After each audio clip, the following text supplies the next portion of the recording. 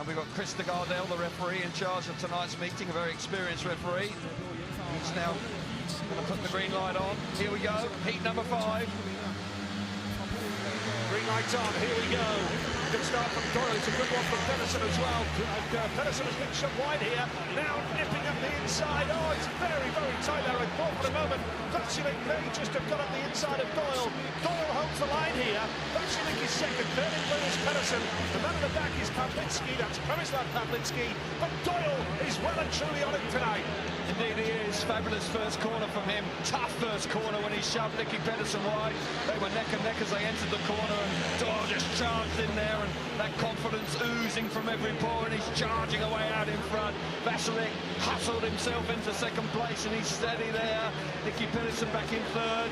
Pavlitsky out the back, but Jason Doyle looking like he's going to go back-to-back wins. Heat 4, Heat 5, 6 points to his name. Great start to tonight's meeting. Well, it sets him well on the way to a semi-final spot as early as the 5th race of the night. Jason Doyle has done a great job.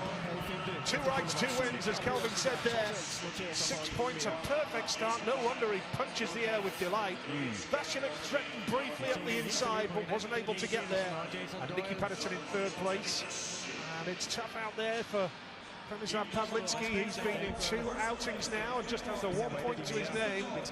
How tough is this lineup? Doyle, Vasilek, Pedersen, Przemysław Pavlitsky, 3rd place so far. Jason Doyle, 6 points out of 6. The perfect start for the Australian.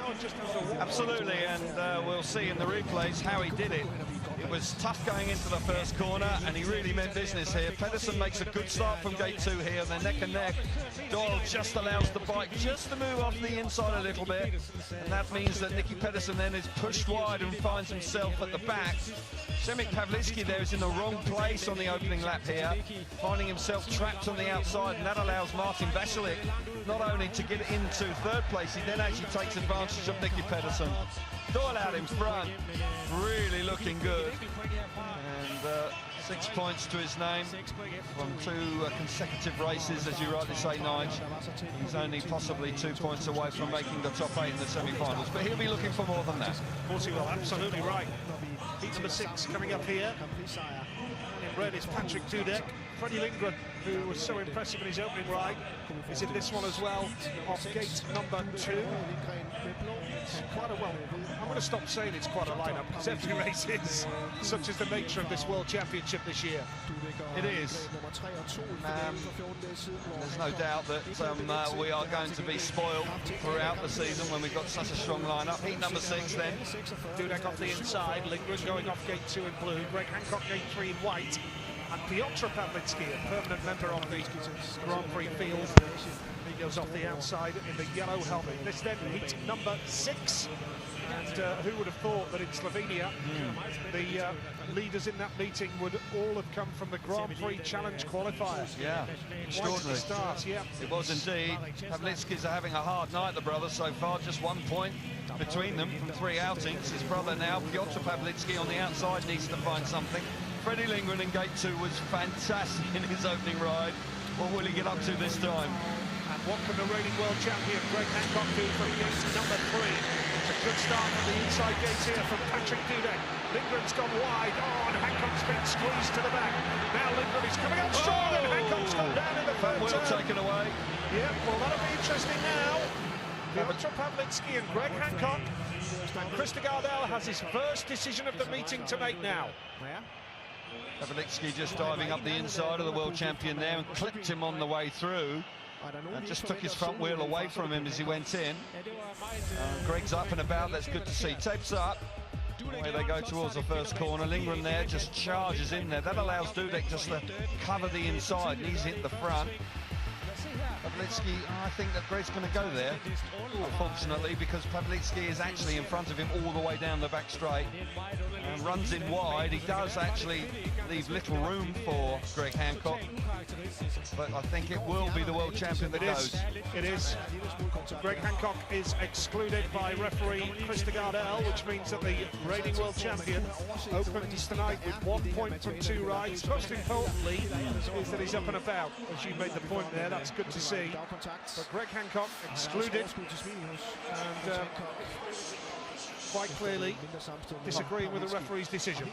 Yeah, he'll feel that his front wheel was taken away from him, and Pawlicki was the reason he came off, and in truth, that is how it is. But unfortunately for Greg, the Polish rider was in front of him down the back straight, so the referee will deem that he has the right to choose where he goes on the track, and as a consequence, Greg really had nowhere to go, in truth, and just one of those frustrating situations. A racing incident, no malice in it, but frustration for the world champion. A tough start for tonight's meeting, no doubt about that. Yeah, Greg, you don't see that very often, Greg, but he is going to have a word with Amy now. Amy. Greg, really unfortunate there. You have been excluded. What happened? It looks like you just ran out of room. Yeah, we had a little small contact there, and as I was just trying to recover from it, you know, I couldn't get my foot back into place in time and went down, but, you know, it was contact, and the referee made the decision. What can I say? This is racing. We'll see you out there later on. Thank you. You got it. Yeah, tough one for Greg. You know, he's been very diplomatic there, I must say, but he will be frustrated. But, you know, he's now got to refocus. He's got 3 more opportunities this evening to build on these solitary point. And we have seen him bounce back after, you know, disappointing rides. So, you know, you could see Greg going win, win, win and comfortably getting through to the semi-finals. But he is under pressure now. He's got to really focus on his remaining rides. He was professional and diplomatic in that interview with Amy, but you could see, with the words that he was coming out with and his reaction at the end there, you could see that he's not happy with that decision at all. No, absolutely right. And I don't think anybody would. You'd feel aggrieved because effectively it was the rear wheel of, or the dirt deflector of Pawlicki just clipping the front wheel, and he was running out of room. But Pawlicki did have an edge on him down that back straight. It's just one of those unfortunate decisions. But here we are, 2 minutes is on. Freddie Lindgren making his way back out.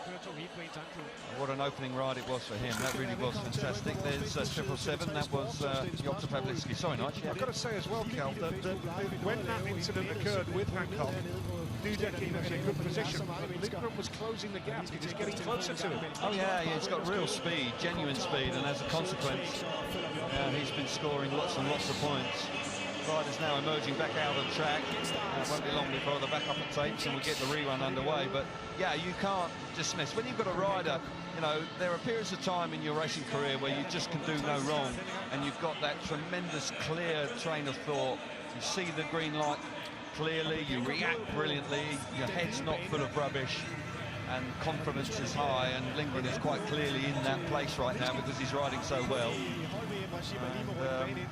Dudek is fast though, you know, Dudek is no easy customer.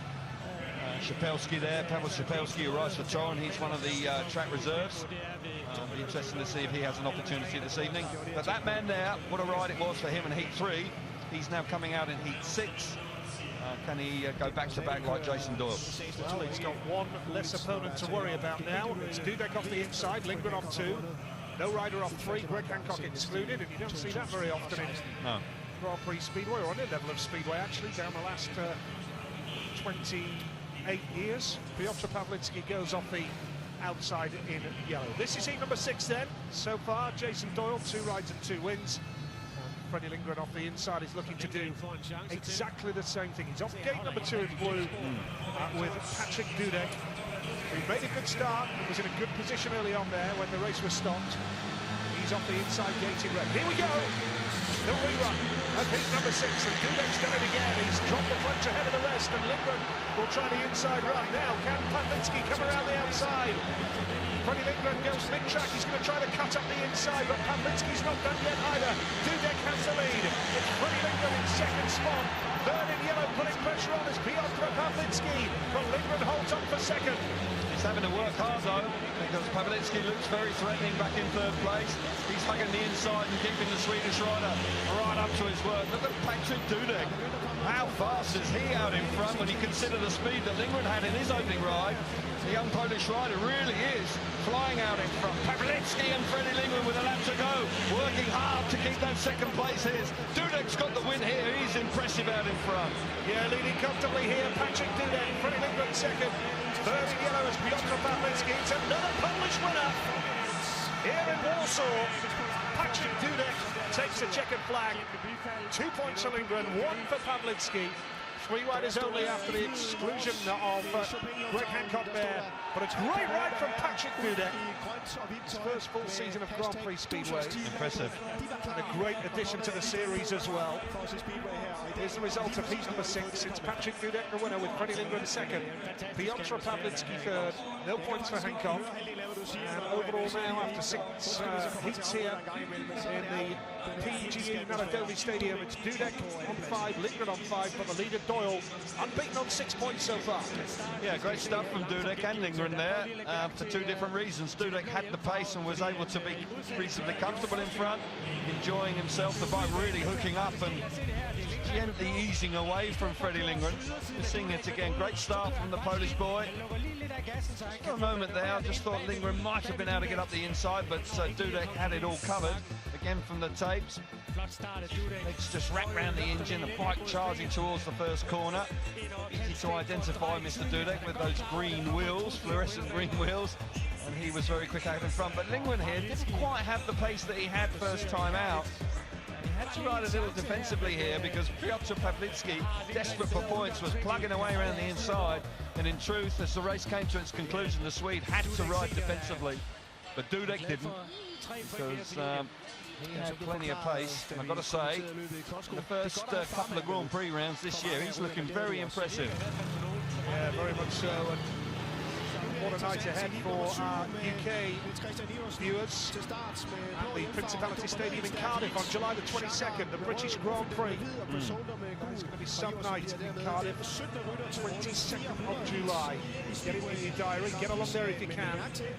It's going to be one heck of a British Grand Prix on that night at the Principality Stadium. Here we go with heat number 7 here in Warsaw. The lineup across the inside is Matti Zegar, failed to score on his opener, so did Niels Christian Iversen off 2.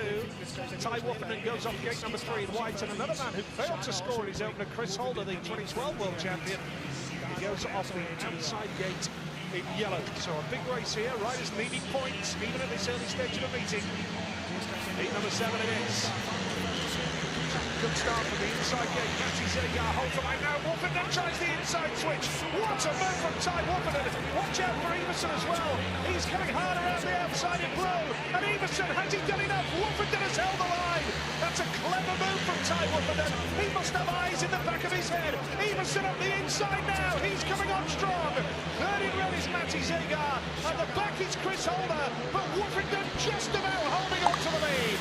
Yeah, he's having to ride very cleverly here, and he has done, and that's enabled him to get to the front because Iversen looks like he might be a touch quicker. Woffenden riding the outside line, the inside line. He's trying to cover every move that the Danish man can work behind him. Zegar in third place, running wide, and Holder out the back. Woffenden in front, but Iversen is working really hard. Great Britain's Ty Woffenden is going to take the checkered flag here in Warsaw. It's a win for Woffenden. Second place in blue, Niels Christian Iversen. Third in red, Matti Zegar. Disappointment for Chris Holder again. Yet to score from 2 outings, and he's a much, much better rider than that, Chris. But Ty Woffenden, victory under his belt there, puts him on to 5 points. He's missed the semi-finals in Slovenia by a point a fortnight ago. His league form, he's been getting 8s and 9s. He needs to step it up a level or 2 by his own admission in the media this week. Woffenden moves on to 5 points then from his 2 rides so far. Iversen gets a couple, Zegar gets 1, and Holder's still yet to score. Yeah, good start for Woffenden. He's not at his best. He admitted that in his interview pre-meeting, but there's no doubt that he's made a good start to tonight's meeting. Gate 3 not ideal. 2 boys on the inside, 2 starts run very wide, leave the door wide open, but then Iversen shows great speed, and then Woffenden had to ride quite hard in that bottom corner on the opening lap to slam the door shut in front of Iversen to make sure he doesn't come round him. Battling out the back is Chris Holder, and Holder with 2 rides under his belt now with no points to show for it. He's having a hard time, the Australian, but 5 points from gates 2 and 3. Not a great draw in actual fact for the former world champion Woffenden, but they'll be satisfied with that. Yes, coming up to heat number 8 here, Emil Sayfutdinov is the rider in white, the Russian Rocket. What a rider he is. It's so good to see him back in the Grand Prix campaign. Susie, his manager. The pits watching on nervously, no doubt. Yeah, pleased to see him back. He got 12 points in Slovenia, and it was a really good. He got better and better as the night went on, and just slipped out in the semi-finals. He went third, second, win, and then just missed out. But Saifutinov is back, and it's good news. Yeah, Janowski off the inside, and what a ride he was from him in Heat 1. He's had a long wait for his second ride. Yeah. Bartosz Marslik goes off gate number 2, a win for him in his opener. Emil Saifutinov gate 3 in white. And Antonio Lindback from Sweden goes off the outside in the yellow helmet colour. This is heat number 8, and after this race, every rider will have completed 2 rides. Jason Doyle in great form, watching on from the pits area. And two wins from 2 rides for Doyle so far. This is heat number 8 here in Warsaw. And it's a good start for on the inside, Maciej Janowski. Now they're all bunching up. Surely something's got to give here. Goodness me. And now Lindback in yellow, charging hard around the outside. Lindback now comes around the outside of Bartosz Marslik for the lead. It's with Maciej Janowski from Antonio Lindback. From the man in blue, Bartosz Marslik. And look at Lindback, still coming strong, putting pressure on Maciej Janowski. Having a real go here. And Saifutinov knocked out of the back. Here comes the man in blue, Bartosz Marslik. Oh my goodness, this is breathtaking. And the man in blue, Bartosz Marslik comes through. Antonio Lindback once again round the outside of Smarslik. The outside Furinov on the inside, 3 abreast as they go into the last lap. Janowski looking like he's going to win his second race of the night. In second place, Smarslik comes through, hanging on for second place. Fabulous action throughout the 4 laps. Maciej Janowski gets the win. Second place goes to Bartosz Marslik. Saifutinov desperately tried to get Lindback on the line. But that was spectacular speedway. Wow. In heat number 8. And the Poles are loving it, and quite rightly so. Maciej Janowski, Bartosz Marslik. Tell you what, you've got to fancy them for the Monster Energy Speedway World Cup, haven't you? It's in Leszno, it's in Poland, the final. They're straight through to the final. They are going to take some stopping in the World Cup in July. Janowski, Smarslik, Lindback and Saifutinov at the back. 2 rides apiece, 6 points each for Jason Doyle and Maciej Janowski. And on 5, it's Dudek, Smarslik, Lindgren and Woffenden. Decent stuff once again. Brilliant ride from Janowski. It was fireworks going on behind him, that's for sure, because they were falling over each other. There's no doubt about that. Janowski makes a great start from the inside. Saifutinov out of gate 3. Look at how close that was. He gives Smarslik a real clout. Smarslik then slams the door shut, going down the back straight on the opening lap. 4 abreast near enough as they got there, and then Saifutinov then with the front wheel right over the inside line. How close was that as they come out there? That allows actually Antonio Lindback to really pounce, but he can't stay there because Smarslik rides really well to get up the inside of the Swedish boy. Janowski's fast tonight. Didn't look that fast in Slovenia, didn't really get going that night, but so far this evening is unbeaten, as is Jason Doyle. Great effort from Saifutinov, but all that effort actually was in vain. He failed to score. Just shows you how hard it is.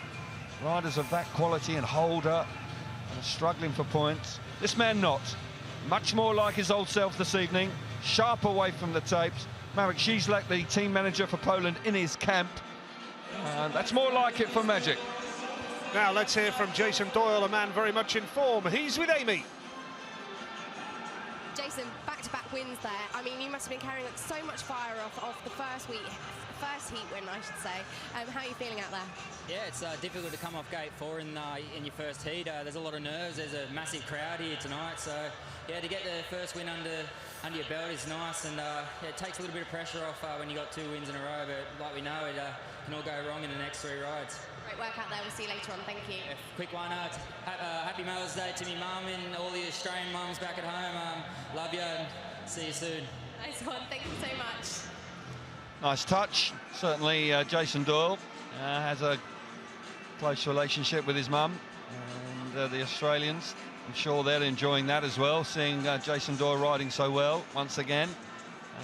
So close to winning the World Championship last year. Really was in devastating form. When he won those 3 Grand Prix on the spin, he was outclassing everybody, and there's no doubt that he's back fighting hard this year. Super Speedway we've seen so far in the first opening races. Janowski is showing good character here, Nige, because there's no doubt that Janowski was well below par in the opening round of the championship, but 6 points out of 6, that's a really good effort from him, and we've seen some really good Speedway so far. Another man with 6 points out of 6 is Maciej Janowski, who's speaking to Amy now. Maciej, you had to work really hard to hold on to that second win of the evening, but brilliant stuff. How are you feeling out there? Yeah, no, I'm pretty happy. So good so far, but we need to be focused about the setup and about the track, what is changing. So now it's okay. Tell me a little bit more about your setup. What do you need to work on? It sounds like there's some things that you need to work out. That's big things. So I can't tell you my setup, but I can tell you track is changing all the time. So we need to stay focused and look how they're grading, what they do, if they put water or no. So we still work about it with this, you know. Not giving away any secrets, but first, also tell me, how does it feel out there in front of all your home fans? It's amazing, you know. This is like a dream.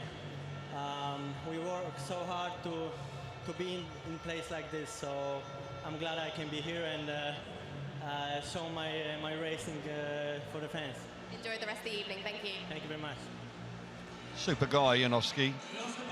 Very polite, always shakes your hand, never ducks anybody. Genuine nice guy, and a half sensible Speedway rider as well. And so far this evening, interesting what he was saying there with Amy, and the fact that, you know, you've got to keep an eye on the way the track changes. They do extensive grading. We're witnessing that now as riders are just beginning to get themselves ready for Heat 9. They've got a really trick bit of equipment, the grader there, which rolls and grades at the same time. Pretty expensive bit of equipment, but it works a treat on these temporary tracks. Just a light sprinkle of water also going on, just to make sure that the dust doesn't bloom, but in truth there's been no sign of any dust so far this evening. Nicky Pedersen and his team keenly looking on, as is Patrick Dudek, and this is very important, Nige, because small changes to the bike is the difference between winning a race and not. Very much so. The track grading going on as we speak. This is, of course, a temporary track. This is a massive multi-purpose facility here in Warsaw. Pop concerts, national football matches, international football matches, and this track, temporary, very much like Cardiff and Stockholm and Melbourne, of course, which ends the series on October the 29th. There we see the equipment that Kelvin's talking about. Roller and a grader all in one. Very good. Ideal, that is, and does a job in double quick time. Greg Hancock also keeping an eye on it. Quite a lot of water going on again. Interesting to see how, if that makes it a little greasy in the first couple of races. 9 and 10 will ride slightly different as a consequence of that, and that's what riders are just keeping a keen eye on. And he's still going round. Riders now just seen the grader come off, so they'll be putting their goggles on and just turning the fuel taps on and getting ready to get pushed off. Yeah, just one more lap of water going down right now, and quite a mild evening here in Warsaw, it has to be said. It's been a very pleasant day. Yeah, lovely. And very mild in the stadium. We've been here before, Kel, where it's been very chilly in the stadium, but to be fair, it's been very mild so far, and sun just still peeking through as it's been a glorious day. It's been beautiful, yeah. Yeah, and it's been an ideal day to be out and about in the town, which we had the good fortune to be earlier today. And yes, last year it was freezing in here, in truth. But this evening it's very pleasant indeed, and everybody's quite relaxed in short sleeve order. Nicky Pedersen, 3-time world champion, having a better Grand Prix, needs to keep working. 3 points, a foundation to build on. Gate 3 not great, but what can he do from there? Yep, so heat number 9 coming up here then. This is the third round of races for the 16 riders here in the PGE National. And Piotr Pawlicki just going back and talking to his pit crew down the back straight. He's just got over a minute left anyway of the 2 minutes time allowance. But he's settled for that bike now as we go under the... get towards a minute remaining here of the 2 minutes time allowance.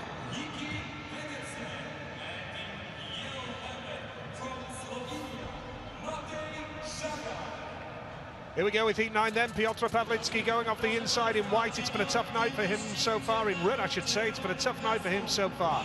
Antonio Limbach, gate 2. Gate number 3 is Nicky Pedersen, 3 points to his name. And Matti Zegar, a tough night for him so far off the outside in yellow. Well, it is, isn't it? With the strength of lineup here, you know, somebody's got to drop points. And when you see the names against the point scores, there's no doubt that there's plenty of work to do. And Zegar needs to pick up his work. He had a good, solid opening round in Slovenia. I'll be pleased with that. But so far this evening, it's been difficult. Jason Doyle there, keenly looking on his monitor. Sat down in the pits, waiting for his third heat, which will be coming up reasonably soon. But Pawlicki on the inside was good last year, very good. Captained the World Cup team to success in Manchester. Brilliant effort from the Poles there. Needs a good start on the inside. Yep, the heat number 9, Bartosz Smarslik watching on. Here we go then. Krista Gardell puts the green light on, and it's a great start from Piotr Pawlicki on the inside gate. Zegar's gone to the back as Lindback now is going to try and come around the outside of Pedersen. Oh, and now coming through. Oh, and Pedersen's gone down. Zegar charged through. Nicky Pedersen has gone down, and we've got the red flags, the red lights are on. And Krista Gardell has got another decision to make here. And Pedersen's still down by the air fence. Not an easy decision to make, this one, though. Zegar made that move. The door was open because Pedersen went very wide to block the move from Lindback down the back straight. See, Pedersen there runs very wide, right across in front of Lindgren. That opens the door, and then Zegar comes steaming up the inside. I think Zegar will go. Well, I'm not so sure. I'm not so sure. Oh. Nicky's kind of come back there because he's realised that he's too wide. Yellow's gone. Okay. Matti Zegar is out. So Matti Zegar is adjudged as the cause of the stoppage by Krista Gardell. I think he's a little bit unlucky there, you know. All about opinions. Yeah, but when you see what Nicky Pedersen did down the back straight, slamming against the fence nearly to stop the run of Lindback. The door was wide open, Zegar gets in there, and then Pedersen's almost leaning into the back of Zegar. You see him here, he reacts. He's looking for, there's a lot of track for him to ride on there, and he's trying to come back to the inside to cover the move that Zegar's already made. Take your point, it's a good point you make. I think Zegar's unlucky. That angle doesn't look good, but when you look at it slightly earlier, tough one, could go either way. Well, Krista Gardell has made his decision. Nicky's going to get up, head back towards the pits area. I tell you what, it's a tough night for Zegar now. It is. You know, 1 point from 3 rides. Almost certainly. Well, he won't make the final, the semi-finals now. The best he can do is 7. And after such a good display in his home country 2 weeks ago, he will be really disappointed with that, and he'll be frustrated. I don't know if we'll be able to talk to him. We rarely hear from him, in truth. But it would be interesting to see what his version of that incident is. Yeah, it would be interesting. I'm not quite sure that we'll get a reaction out of Mate. Maybe we will, but two sides to the story there. My gut reaction when I saw the initial incident was that he would go. But you make that point, Kelvin, as an opposing view, if you like, about the way Nicky almost invited Zegar up the inside by going wide. Because he made such a big move to stop Lindback, and then he realised that Zegar was there and tried to come back across and clip the back of him, but Mr. Gardell... Well, we have got Matti Zegar. Let's hear his version of events now. Here is Amy. So, Matti, I think most people want to know what your version of events. What happened out there? I know reactions like this make me sick, you know, because you can see obviously he saw me coming and he just put the leg onto my back, so I touched him, but he could easily move. Tough. It's been a tough... Yeah, I don't want to comment no more. I said what I think. Thanks, Matti. Thanks for talking. Well, understandably frustrated. Understandably. It could have gone either way. Nicky Pedersen, he's a wily character, Nicky Pedersen. I think he knew exactly what he was doing there. Well, he's back for the restart. Nicky Pedersen, he's got 3 points from 2 rides so far. He's got the opportunity to add to that now.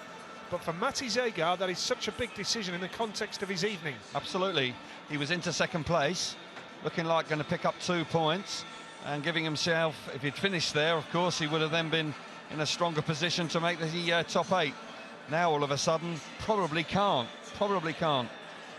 12 rounds of the World Championship this year. We move on to Daugavpils in Latvia in a fortnight's time. The British Grand Prix is at the Principality Stadium in Cardiff on the 22nd of July. And then it all wraps up in Melbourne on the 29th of October. 12 rounds of the World Championship. We have the Monster Energy FIM Speedway World Cup starting at Kings Lynn's Adrian Flux Arena on the 1st of July. Saturday the 1st of July is event 1. Then we go to Vastavik in Sweden for event 2 on the Tuesday. And then it's Leszno back here in Poland. Leszno on the Friday and the Saturday, the race-off and the final. And it'd be good to go back to Leszno. We've seen some good Grand Prix down there. We have. Down the years. And a World Cup. And a World Cup. Yeah, we've seen some superb speedway there. It's a great speedway track. Older stadium, real hardcore speedway stadium, but nonetheless generates fantastic atmosphere. And having ridden there and commentated there, it will be a pleasure to go back for the World Cup this year. Nicky's in a rush, but he has got over a minute of the 2-minute time allowance. John Jorgensen, the former rider there. Yeah, ex-teammate of mine. Just over a minute, plenty of time, no problem. That was Coventry, wasn't it? Yeah, with Coventry, we won 2 league titles together, back-to-back. Great times we had in Britain. And fondly remember them. Always good to see John. He's been involved with Nicky on and off for some considerable time now. Yeah, and we wish Coventry all the very best for the future. Their stadium unavailable this year. But we sincerely hope a resolution can be found there and the Bees can buzz back into action in March next year. Fingers crossed. Right, back to heat number 9 here. 3 riders only. Let's just confirm the lineup for you.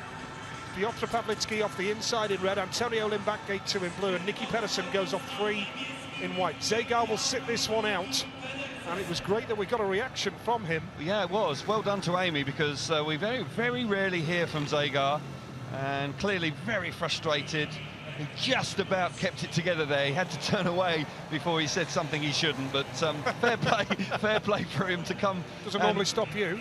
Okay, all right. Well, you know, I haven't got the same discipline as Mr. Zagar. No, you haven't. Right, heat number 9, here we go then. Green lights on. Great start from Limbach, but what about that from Piotr Pawlicki? Holds the inside line. Now Nicky Pedersen will try the inside run, but Limbach's got plenty of speed. Oh, he's got wide, and that allows Pedersen through into second spot. Piotr Pawlicki has the lead. Surely there's no way for Pedersen or Limbach. Whoa! Now Limbach on Pedersen. Oh, that was ruthless. Talk about time. He's not happy, Pedersen. He's not happy. I'll tell you what, the end of this race will be interesting. Yeah, will be. What a move from Antonio Limbach, clearly unhappy about the move that Pedersen put on him on the early part of the race, and Limbach then had more speed and was able to get up the inside. Piotr Pawlicki, though, he doesn't care about that because he's away out in front. He desperately needed points, and these 3 points that potentially he's going to get, he's on the last lap, will be very useful indeed. Tough speedway out there tonight. Ruthless. But what about this from Piotr Pawlicki? He's had a tough night so far, but he's got his first win on the board. It's a 3-point return for Pawlicki. Puts him on to 4. Nicky Pedersen just rolls over the finish line for a point. Antonio Limbach may be viewing that as a bit of payback time. I don't know, I'm not a rider, I'm not an ex-rider. But just watching from the outside, maybe that was a bit of payback time from Antonio Limbach after the move from Nicky in the previous race. Who knows? Right, the result of heat number 9. Piotr Pawlicki the winner, Antonio Limbach was second, with Nicky Pedersen in 3rd place. And what that means is that Pawlicki moves on to 4 points, Nicky Pedersen is on 4 points, and so is Antonio Limbach. So it's getting very, very tight in the battle for the top 8 here. Indeed it is, and a timely win there for Piotr Pawlicki. He makes a good start from the inside, holds the inside. Look how tight he is. He had the front wheel right over the curb. Here we see Nicky Pedersen and Antonio Limbach. Antonio Limbach there actually just lifts too hard, and that allows the bike to run wide there. That's the key moment. Just momentarily losing control of the bike, and that allows Pedersen to come up the inside. And Antonio Limbach then has to take avoiding action, but Pedersen then leaves the door open. And Antonio Limbach, who'd squared that bottom corner off, wheels in line, had more speed and came charging up the inside, and Pedersen does quite well, not happy. Not happy at all, but if bottom line... Pedersen went there, what would the decision have been by the Well, referee? If he went interesting down, one. what would have happened? I think the referee may have not looked very kindly on Mr. Lindback. You know, if he's going to stick consistently, Zagar was in the same position that got excluded in the initial stagings of that race. But fortunately, that didn't happen. But not happy, but tough racing out there. There'll be plenty more of that over the course of the next few months. You can be sure of that. Guaranteed. Number 10. Guaranteed. Yep.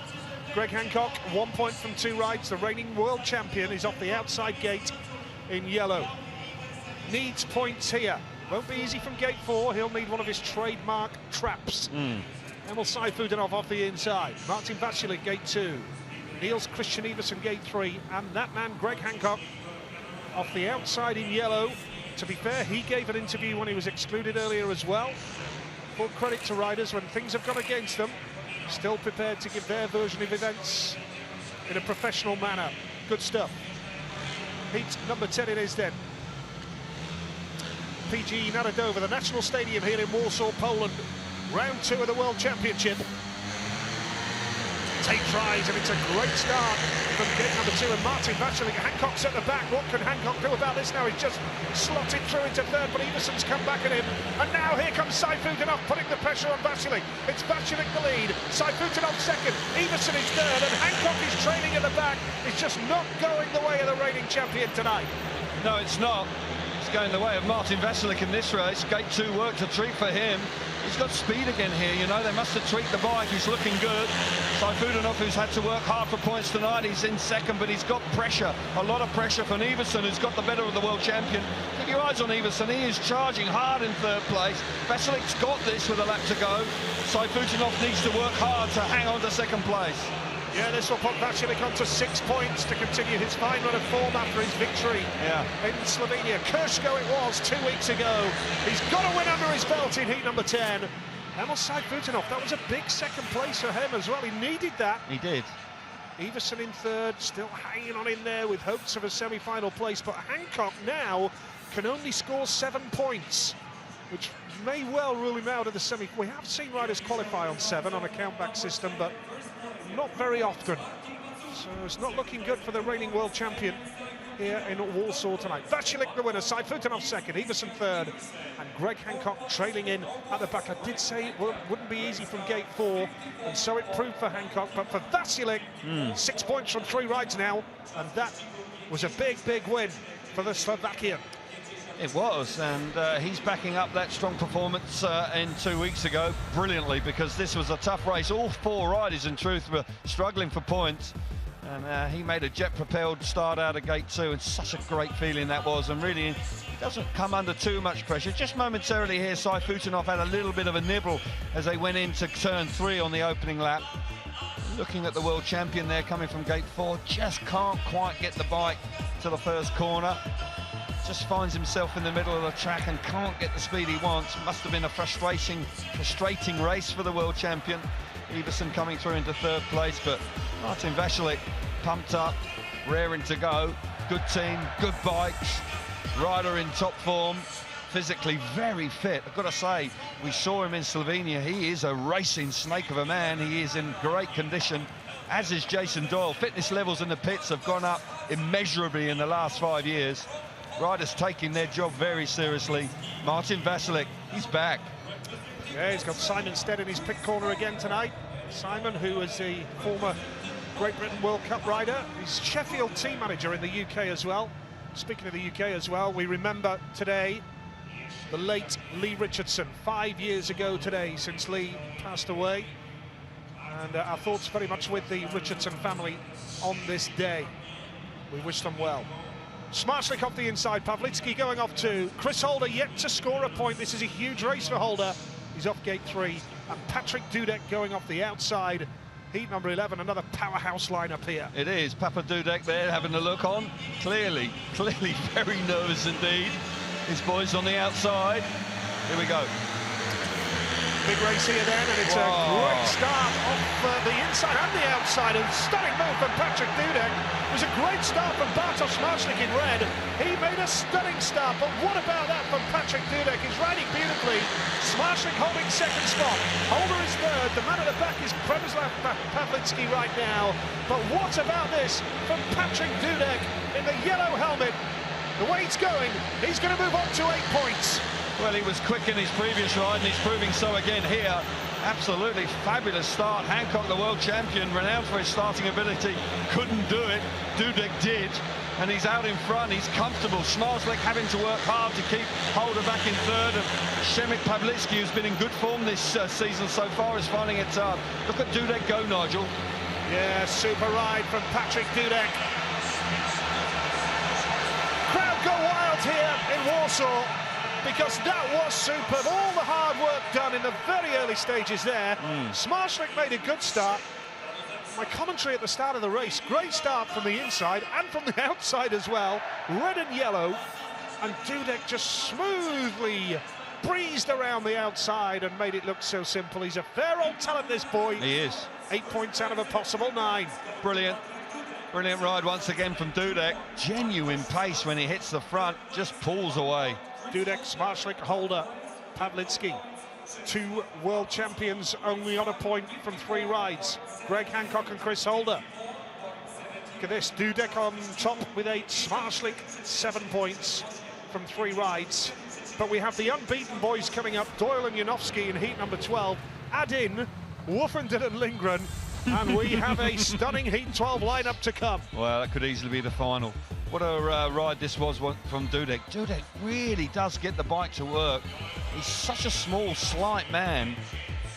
And the bike absolutely flying to the first corner. He doesn't look that comfortable when he goes to the first corner, but it clearly works very well for him. Smarslik working hard in second place. A solid 2 points for him. Patrick Dudek, disappointment once again for Chris Holder, finding points extremely difficult to come by, having to work hard just to get third place. There's the dad. He'll be happy with that. He'll be delighted to see his boy riding so well. Full-time Grand Prix rider now, coming through the Grand Prix Challenge last year into the Grand Prix, 24 years of age. He looks very accomplished. I'll tell you what, he's not the only Polish youngster coming through.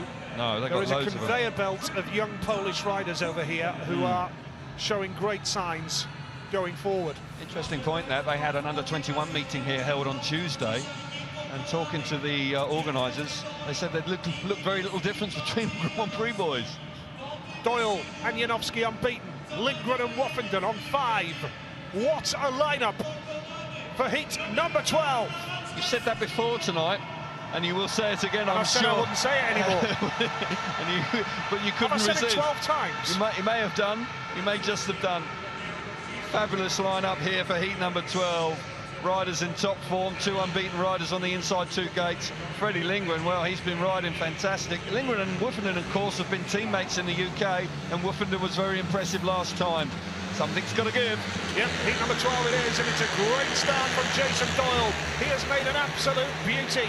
Lindgren goes wide, Woofenden charging hard now. Now Lindgren up the inside! Where has he found that from? That is a great ride from Freddie Lindgren. Doyle's going to come back for more! Doyle up the inside! Lindgren still going strong. Woofenden's back in the mix. What a race in heat number 12! Fabulous move from Lindgren to get the better of the Australian, but he read it brilliantly. Doyle in the front. Lindgren now back to the front. Doyle's going to come back up the inside. Repays the compliment. Now Lindgren's up the inside. Fantastic Speedway. Doyle winding it on once again round the inside. Woofenden's in third. Just over a lap to go. Lindgren lifts. That allows Doyle back to the inside. Wonderful, wonderful Speedway. It's the edge of your seat here. And Doyle now. Outside run. Can Doyle get him on the line? To the line we go! Lindgren hangs on. Whoa! Sensational Speedway. Speedway out of the top draw. Doesn't get much better than that. 4 riders on the night. Doyle away from the tapes initially. Calm down, Kelvin. Calm down. We're only at heat 12. Goodness me. Fabulous. Look at this here. This is down to the finish line now. I think Lindgren has just held on here. He does, yeah. Yep. Just about held on. So Lindgren the winner. Doyle was second. Did anybody keep a note of how many times they've passed each other? 4, I think. Yeah, 4. okay, all right. It's a I'll guess. take your word for it. It's a guess. So you didn't keep a note then? No, it's just a Lindgren, Doyle, guess. Woffington, Janowski. Quite a race, heat number 12, and after 3 rides apiece, it's Doyle, Lindgren and Dudek on 8 points apiece. And you've got Smartlik on 7 points. 12 heats gone, heat 13 after a grading break.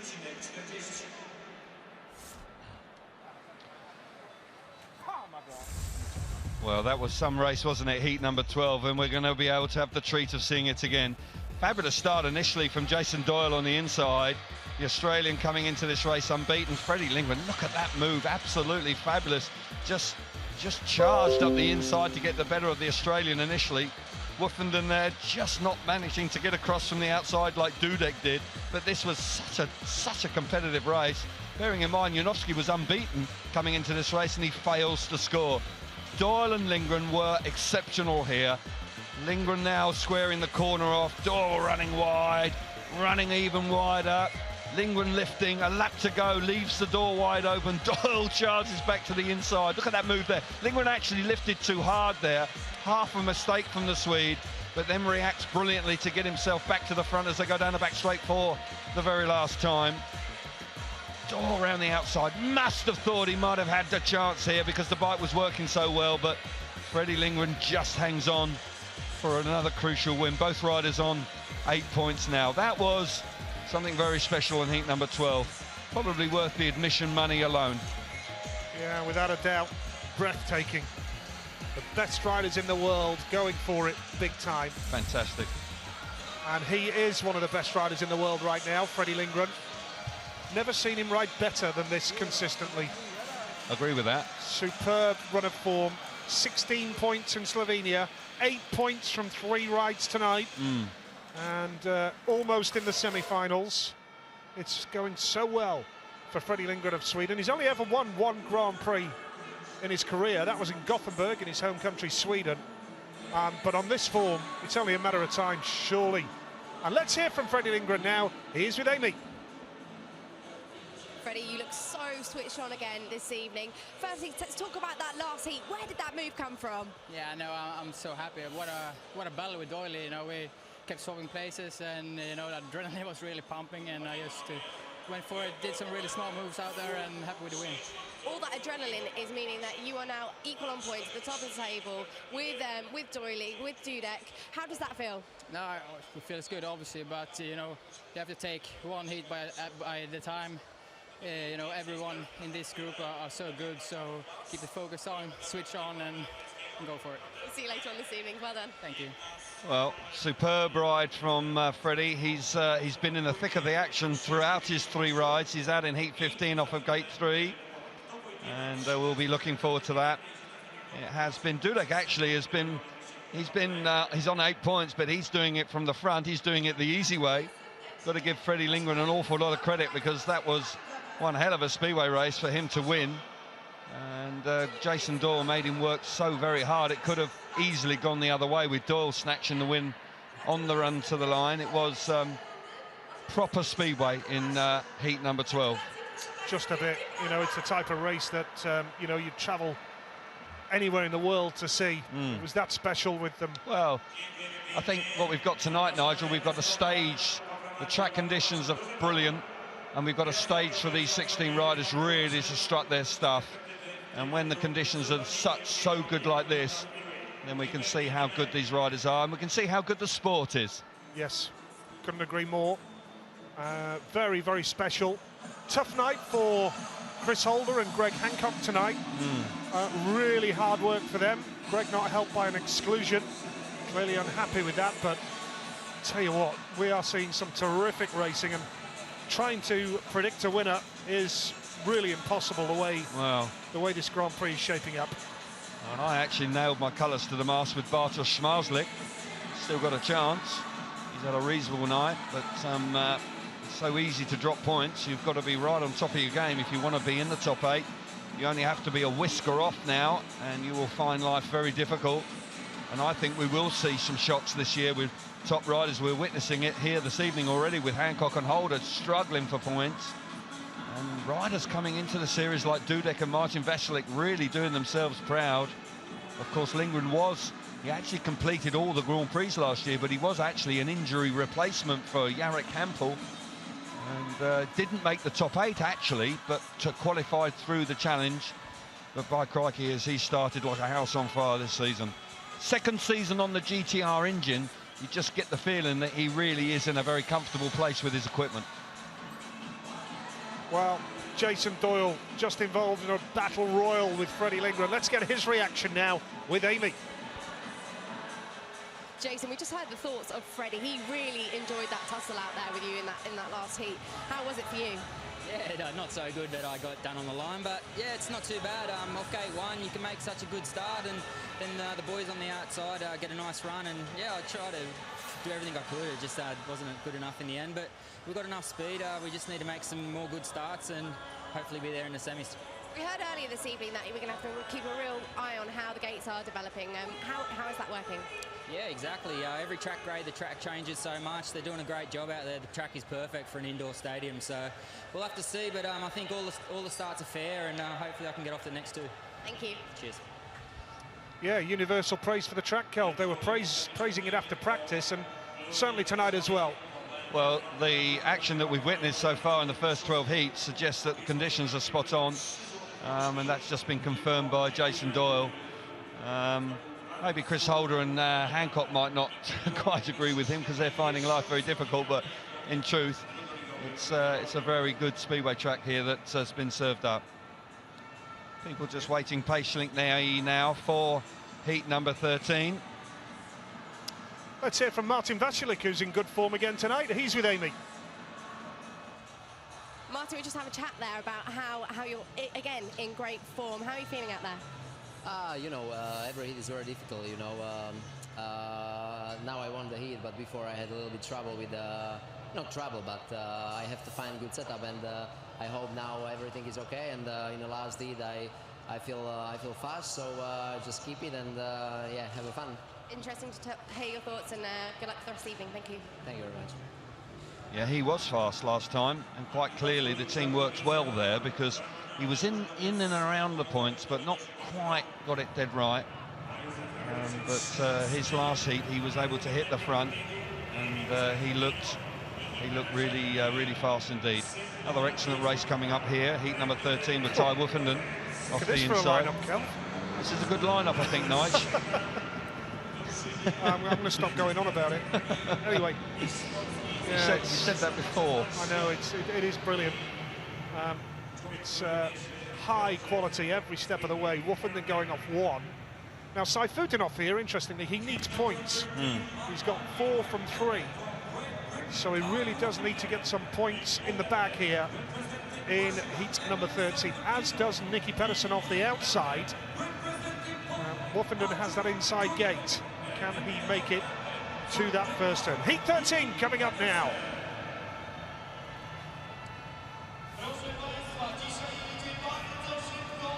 Here we go with heat 13. Ty Woofenden of Great Britain off the inside. Emil Saifutinov from Russia, gate 2.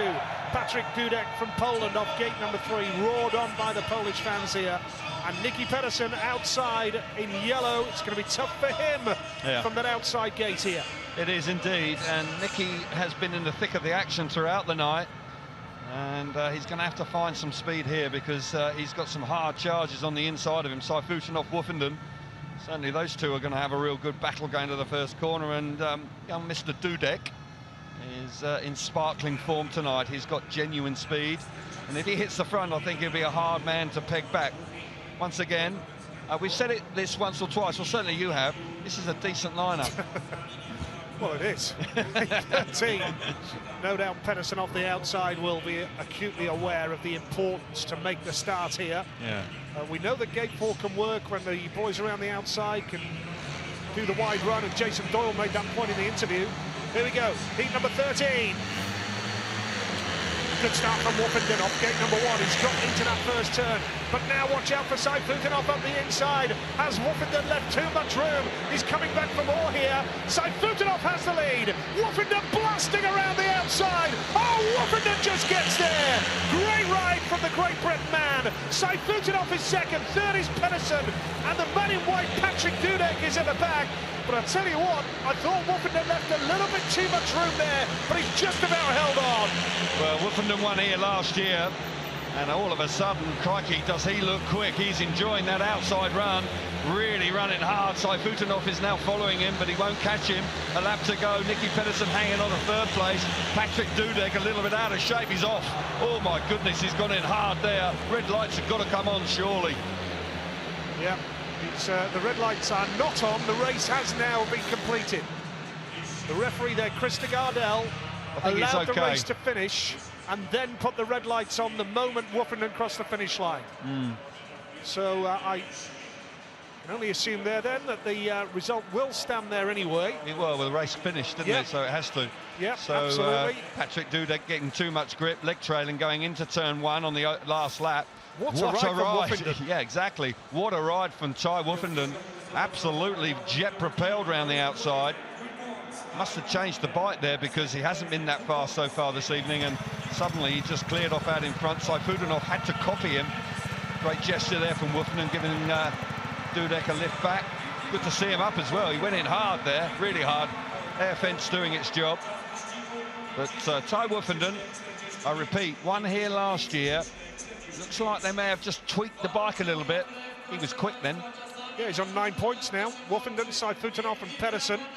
So Woffenden is heading for his first semi-final of the year. 9 points to his name. A superb victory. That inside gate worked nicely for him, but he still had work to do there, Kel, because Saifutinov came through at one stage. Well, we'll see it now. It's a good start from the inside from the Great Britain rider. He allows the bike to go very wide in the first corner. He's very vulnerable there. Possibly just gets away with that. Just gets away with it. But then look at this. Riding out wide. Fantastic speed. Saifutinov very nearly able to close the gap. He's driving hard and had to then hang on to the bike at the last moment when he realised that Ty was coming round the outside of him. Dudek then far too much grip, lets go just in the nick of time there and disappears. You see the leg at the back, he's a little bit lazy on the bike there with his bum sat in the seat and his leg back, and he just didn't have the strength to hang on the bike. But that's a decent return for Woffenden, and he would have enjoyed that. He genuinely would have enjoyed that. The bike was flying. Yep, a little bit of running repair work now on the air fence. The airbag was punctured quite clearly with that incident with Patrick Dudek, so a little bit of a delay now while the repair work continues here. And good to see Patrick Dudek up and about. That's the most important thing. And we've got 7 races remaining of the 20 qualifying heats here. It's going to get very tense, you feel. Oh, crikey, yes. It's so competitive, and everybody's taking points off everybody. You know, Dudek had 8 and then he fails to score there. He didn't see that coming, in truth. Saifutinov's working hard, having to work very hard. I believe he's got 6 points to his name. He's had a last, so going into his last ride, he's going to lead at least. He needs a win, really, because you know what it's like. You could be on 8 without a win, you can miss out. So a race win for him could be. He's got gate 2 in heat 19. He's got the small matter of Jason Doyle to deal with. Now let's hear from Patrick Dudek, find out how he is after that crash. He's with Amy. Patrick, unfortunately we saw you involved there in a rather nasty crash. I think first things first, how are you feeling? Are you okay? Yeah, everything is okay. There was too much material in the outside and I had good speed and so crash. But it's okay, yeah, I'm fine. Before the crash though, you were running really well this evening. You must be enjoying it out there so much. Obviously, it was only a year ago you were here as a wild card. How does it feel to be out there riding as a fully fledged Grand Prix rider? It's normal, yeah. Yeah, I win the first hit, so it's good. But now I had crash and I need a little bit change on the bike, so I think will be better in the next hit. And cheers for fans. Thank you so much.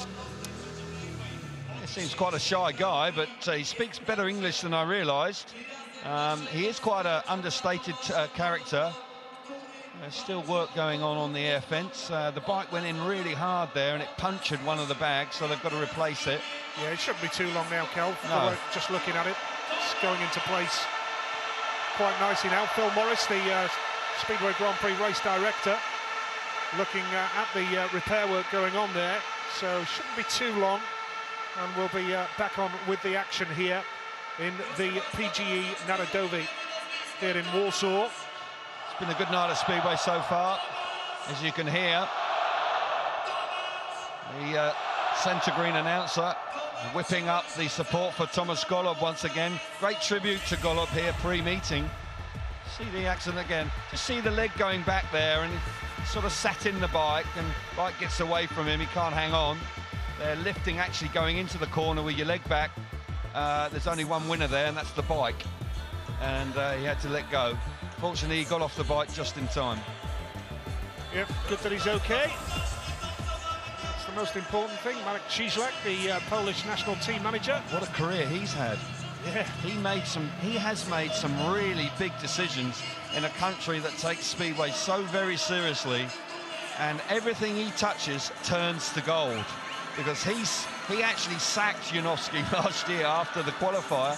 He then, Piotr Pawlicki, made him captain.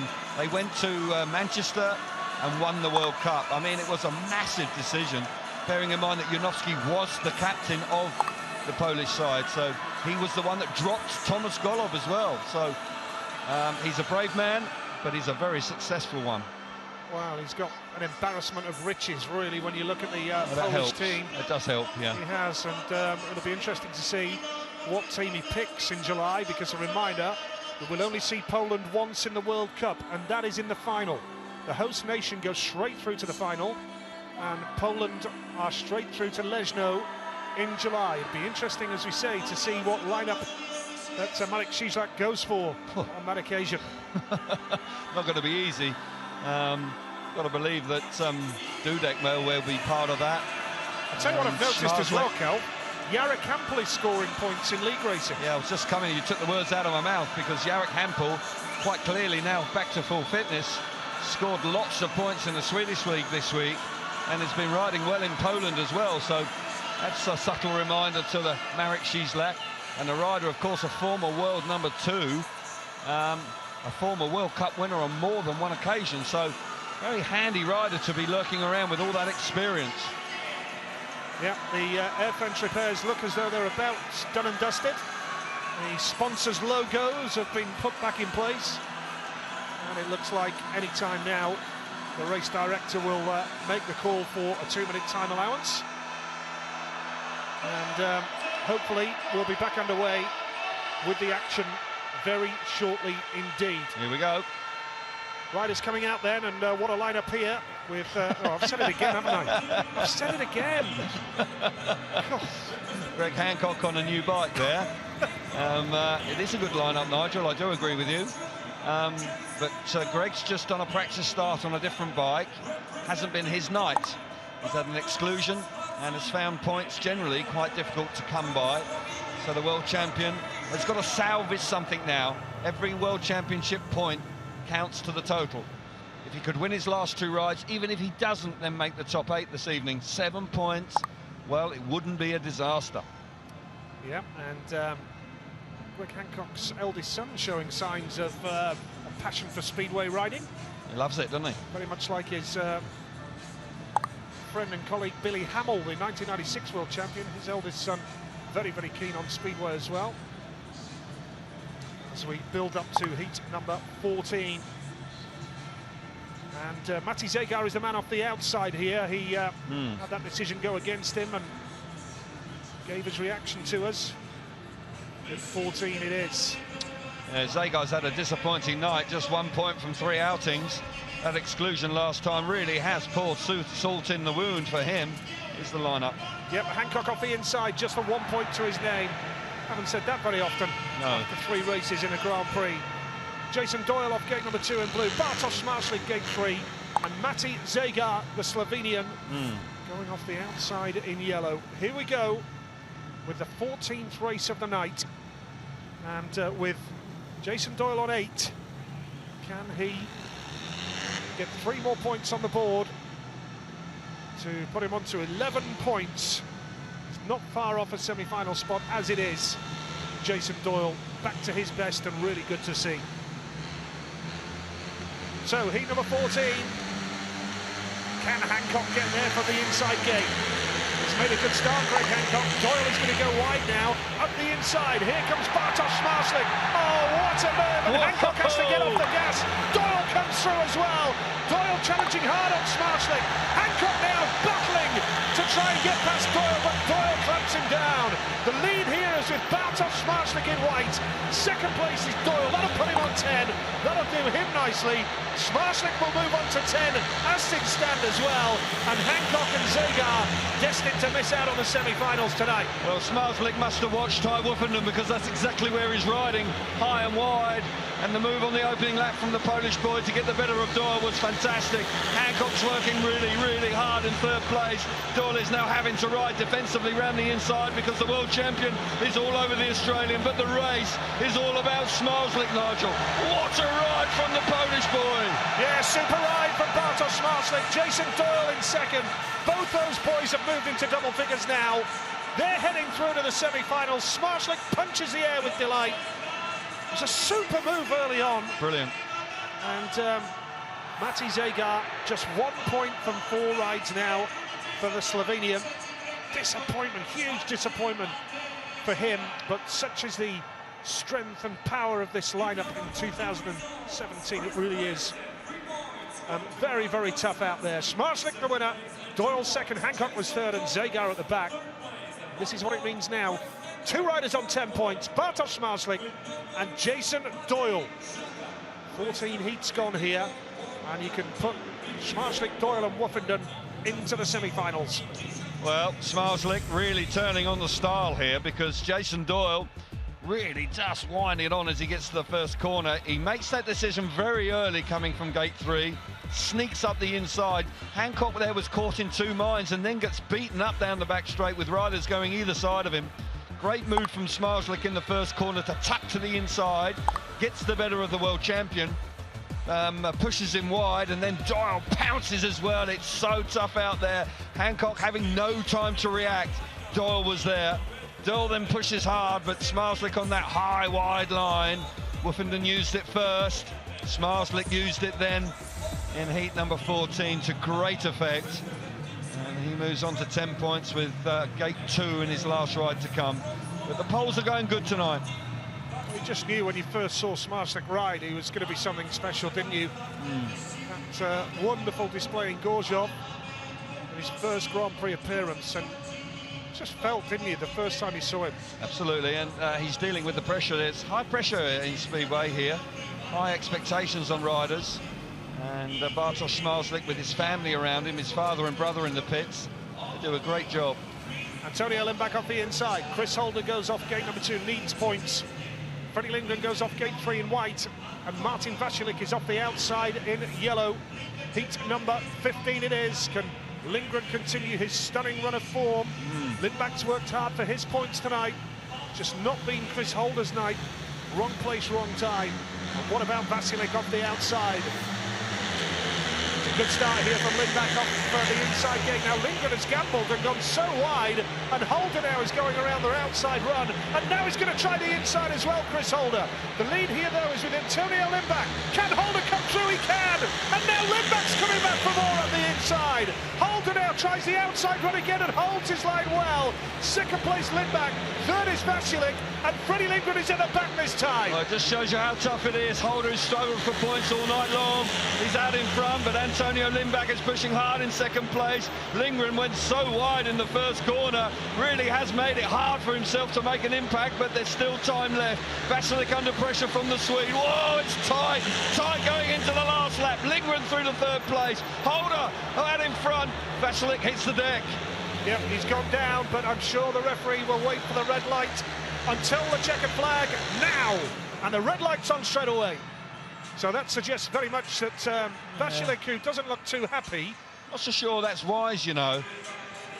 Not so sure that's wise, leaving a rider just laying on the track with no red light on. Unusual.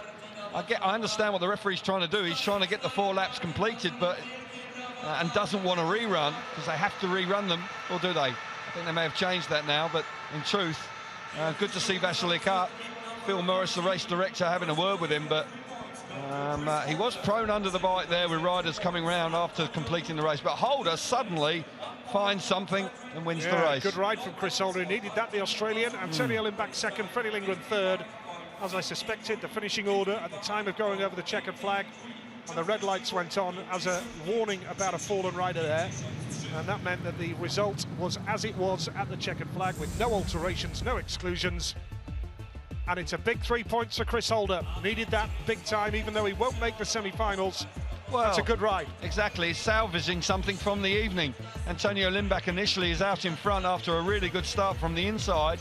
This time Freddie Lindgren from gate number 3 finds life very difficult. See how wide he is there in the first corner. Gives the opposition quite a head start. Comes charging into the bottom corner, overlocks and finds it really difficult. He does get into third place. And then Martin Vasilek just runs out of room there and slips off. And Chris Holder, all credit to the Australian, he worked hard here, has had a disappointing evening, but he's out in front and picks up 3 points. Bit of argy-bargy there, it's just tough racing out there. And unfortunately for Martin Vasilek, he finds himself in the wrong place at the wrong time. But Holder, 4 points. He wins the race, but not enough. Well, that's a measure of what he can do, Chris Holder. He's just not been doing it often enough this year. He's had it tough wherever he's ridden, but we know that he is a class rider. Oh yeah, he's world number 4, and he had a very solid season in the Grand Prix in 2016. Won in great style, in fine style, in the Etihad in Melbourne at the end of 2016. At the beginning of this year, he's had some changes. He's moved clubs in the UK. He rides for the King's Lynn Stars. Torren he rides for in Poland, and they haven't won a league match so far this season, so just hasn't had a decent start. Just waiting for the riders to be pushed off. Slight delay. Phil Morris, the race director, athletically charging towards the pit gate to allow the pit gate to open, and we'll be on and running. Quite impressive that. Soon. Yeah. We've got a lot of bikes on the track here. We've got 4 riders and about 8 bikes. Riders clearly not happy with their, or going to make some last-second decisions. Certainly the Pawlicki boys go head-to-head here. And they're on, certainly one of them's on new equipment, that's for sure. Yeah, Heat 16, and an important race for all the riders. Przemysław Pawlicki against his brother Piotr. It's the first time in 12 years since we've seen 2 brothers at the start line in a Grand Prix. That was the Drimmels. Yeah. Who else have we seen? Brothers, we've seen the Carlsons, haven't we? Peter and Michael in a Grand Prix together. Yeah, that would have been a long time ago, wouldn't it? Yeah. That would have been probably, may have even been in the 90s. But yes. Certainly some time ago. But good question for a Speedway quiz, really, isn't it? Absolutely. Brilliant one. But the 2 Pawlicki riders, boys, on the inside 2 gates. Interesting to see how they go. And Janowski needs to bounce back. Yeah, so heat number 16 coming up here. Przemek Pawlicki off the inside in red. Piotr Pawlicki goes off gate 2 in blue. Magic Janowski, gate 3 white, still needs points, still got a job to do here. Yeah. And Niels Christian Iversen outside in yellow. He can still get to the semi-finals because he's still got 2 heats to go. Exactly, and he's a sort of rider that can do it. We've seen him literally salvage meetings from nowhere, Niels Christian Iversen, and there's no doubt that he has the ability and the character to dig in and find something special. Janowski failed to score last time, so he needs to bounce back. But gate 3 has been quite tough. Yep, heat 16. Here we go. Przemysław Pawlicki, oh, he's just clashed with his brother. Yeah, now, will that be an unsatisfactory start and all 4 back? But Piotr Pawlicki there was just completely out of control. Swerving from side to side. He was snaking all the way to the first corner and just basically ran into the side of his brother. I think he'll, well, be interesting to see what Gardel does here. See, he comes across there, does a big snake and runs in the side of him. I think he, well, quite likely he could be excluded for that. I don't see a reason why he should be allowed back, really. I'd agree with you there. The blue light is on. The blue light is on, so... It's tough, but he loses control of the bike on the way to the first corner. And unfortunately for him, he didn't get a lot of time to try that bike that he changed. Well, it could be costly, Kel. 4 points from 4 rides for Piotr Pawlicki. Absolutely. And even if he wins his last ride, he's going to find it difficult to make the top 8. Just getting a little bit overexcited there. Whistles from the crowd, they don't like it. He's a favourite, of course. He's quite a personality, Piotr. He's very different from Zmarzlik, who's quite calm and collected, whereas Piotr Pawlicki at times can be quite animated and quite a passionate sort of wears his heart on his sleeve character.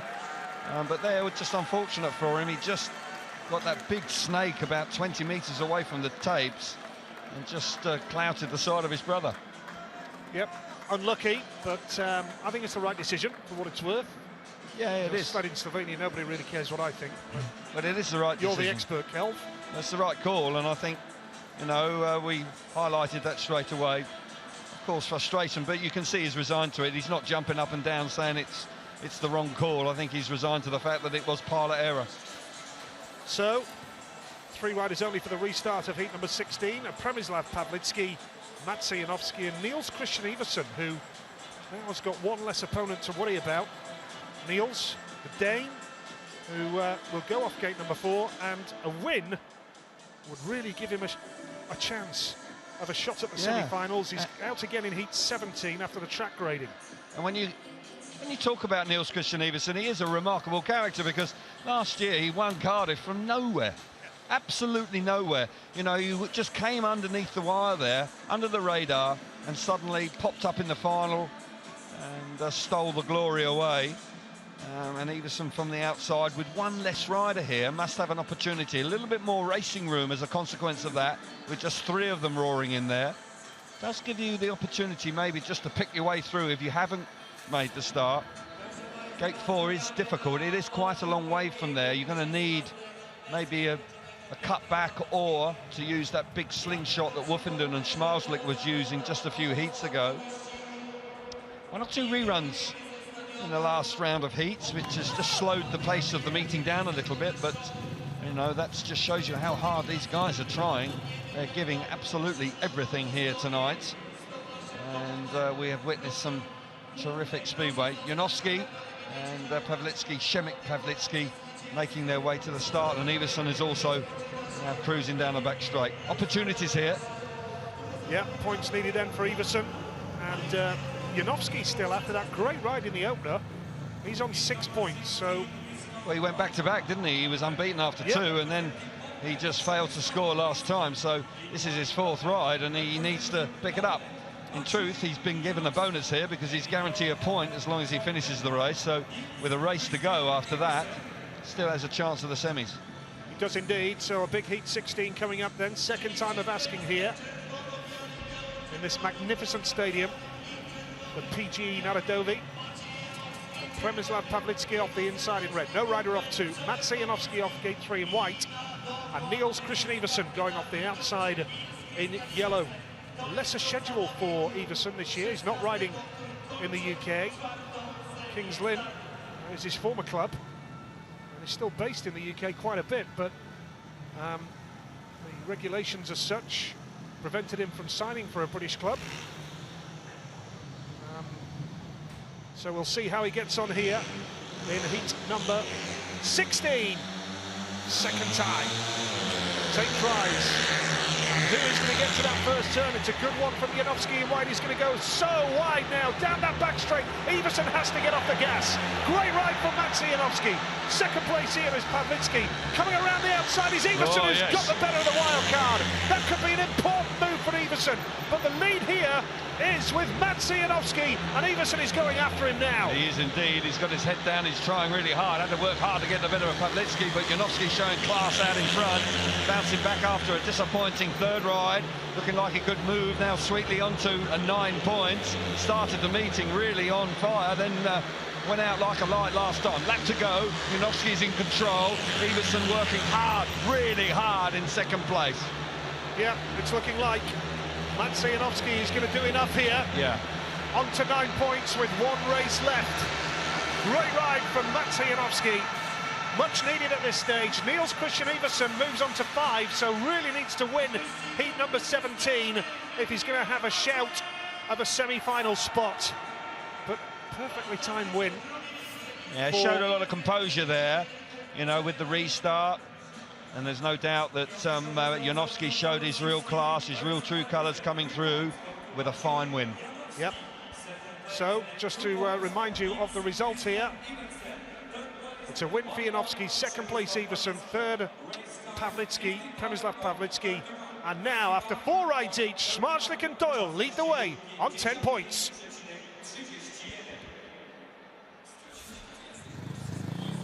Yeah, great ride from Janowski, and the camp will be delighted with it. He comes away from gate number 3, and I don't know how much it helped that Piotr Pawlicki wasn't on gate 2, because he runs quite wide. Szemik there just pushing him hard down the back straight on the opening lap. Watching the rider. Janowski now charge into that first corner. Iversen's there. I thought for a moment he might be able to tuck back, but then the doors slammed shut. And there's no doubt that then Janowski really puts the hammer down and is able to control the race out in front, with Iversen working hard to get the better of Pawlicki into second place. But, you know, Janowski had a disappointing season, particularly at the back end of last season. He really seemed to lose his form. But he had an injury pre-season on a motocross bike. But tonight, he's in fine form, and he moves on to 9 points. And that's giving him a very good chance of some more success. Right, let's get back down to the pits now. Amy's with Chris Holder. Chris, we know it's been a tough old start to the season for you. How much did that heat win mean? Put it nicely. It's been terrible. Yeah, I got that heat win, but it didn't really feel that great, to be honest. But just trying to salvage something from tonight, and yeah, I don't know. I can't really put anything, you know, put a finger on what's going on, but it's just not happening. It's still completely out there in the dark. I mean, you didn't find something for that heat win? Nah, I honestly don't know. It's I've had some trouble through the start of the year, and it's just ongoing. Well, Chris, it was lovely to see you win that heat. We want to see more. So we'll see you soon. Thank you. Quite clearly, Chris Holder has had a difficult start to the year. There's no doubt that he's having to salvage something. Right, let's get back down now with Amy. She's with Ty Woofenden. Ty, we definitely need to talk about Heat 13. You made a good start, but you had to respond so well to remove from Emil. Talk me through. Yeah, I can't really remember. I think I made made a pretty decent start from gate 1 and ran to the dirt and just got the thing hooking on the outside. So it was nice to be there in the first corner. It's been struggling a little bit from the starts this year. So yeah, got a fair few points tonight, but there's another race to go and then semis and finals. So we'll see how we get on. I mean, I guess that's the main thing to take away, is that semi-final spot is secure. Yeah, for sure. You know, I didn't make the semis the last round of the championship, so yeah, looking to go one better. And if we get the semis, then we'll move on from there. We'll see you later on. Thank you. Super ride from Woofenden, in truth, last time. He was very impressive on that outside line. He left himself vulnerable with Saifutinov on the inside of him in the first corner, but he had the confidence and the bike worked. And as he said there with Amy, the bike hooked up. What do you mean by that? He actually got that extra bit of grip, and that translates to speed. So good ride from Woofenden last time out. Yep, very good indeed. Heat number 17 coming up with Nicky Pedersen on 5 and Niels Christian Iversen. So the Danish boys, if they can sneak a winner here in Heat 17, they could just edge it into the semi-finals. But you've got Smarslik on 10 and you've got Lindgren on 9. So it's going to be tough, but with Nicky Pedersen off the inside gate, if he can just make the start... Well, he needs more speed. Yeah. Needs more speed as well. He has made some reasonable starts tonight, Nicky, but unfortunately just hasn't had the pace. And here tonight, this track rides so very quickly. If you haven't, you're vulnerable, and that has been the case. And he has had a couple of times when he's been shoved out the way, so he won't worry about that. But what he'll be more concerned about is maybe just the lack of pace that he needs to find. Dudek just relaxing there, Lindgren up, ready to go. He's looking forward to Heat 17 from the outside. But you're absolutely spot on. Niels Christian Iversen and Nicky Pedersen under pressure, but still a heat win might just prove to be very handy indeed. Yeah, very much so. Freddie Lindgren with 9 points tonight on top of the 16 that he scored a fortnight ago. He's a man very much on form, superb, and very much looking forward to the final 4 heats. Smarslik was good last time as well. Enthusiastic team, professional team. Dad there on the right with the moustache. And Pedersen there just keeping an eye on it. Chaka's been graded, so will ride slightly different. Interesting to see what this guy does this time. Very wide last time and found it difficult. Just nabbed a point last time out. But that's better than running at the back. But Pedersen with an opportunity off the inside. Interesting to see what he elects to do. I fancy if he makes it, he'll go right round the inside in the first corner. Yep, so just preparing for heat number 17.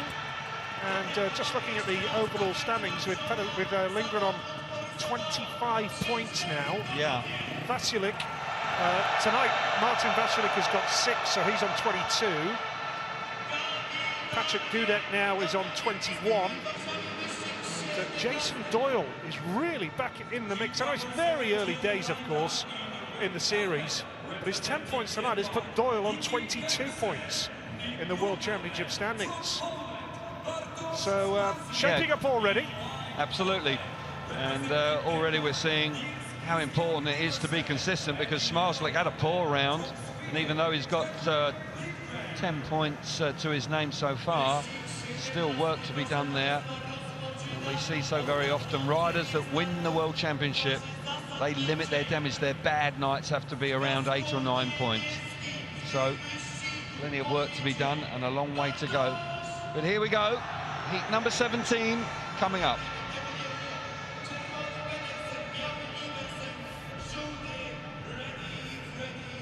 A big heat 17 for Nicky Pedersen off the inside in red then. Gate number 2 in blue is Bartosz Smarslik. Gate 3 white, Niels Christian Iversen. And Freddie Lindgren, the series leader, on 25 points.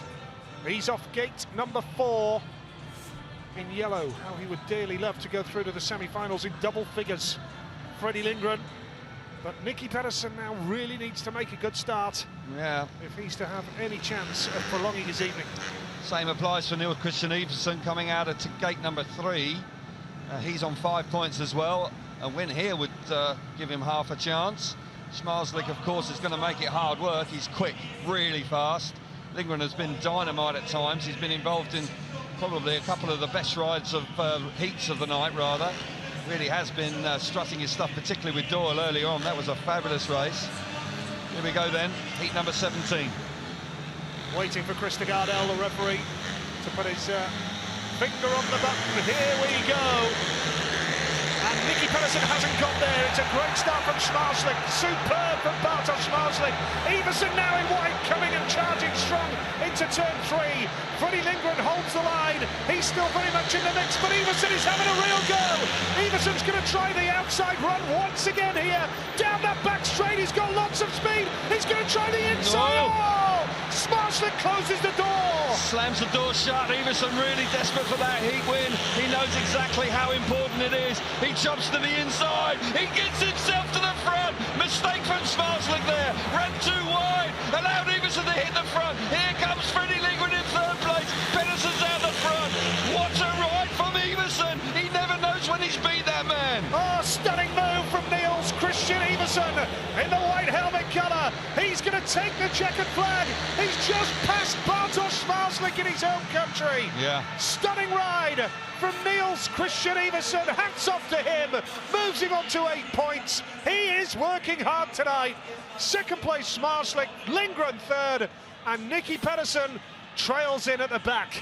Great Speedway, and Niels Christian Iversen, we did flag it up, but he never knows when he's beat, and he can really dig deep, and crikey did he do it there, because Smarslik really had that race under control, but Iversen got the better of the Polish boy. Yep, Iversen the winner, Smarslik 2nd, Lindgren 3rd, and Nicky Pedersen's night is over on 5 points. He will not make the semis. Niels Christian Iversen on 8.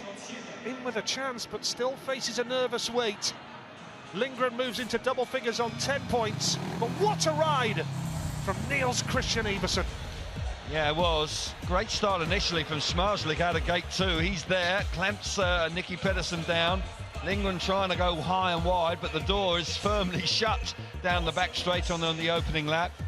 Zmarzlik there holding the inside, and possibly he feels that Iverson's just pushing him too hard, creating more speed, and now the Polish boy decides to go wide, too wide, and that allows Iverson, who is desperate for a win, to charge up the inside and steal the win away from him. Does him a great favour. Look how much it means.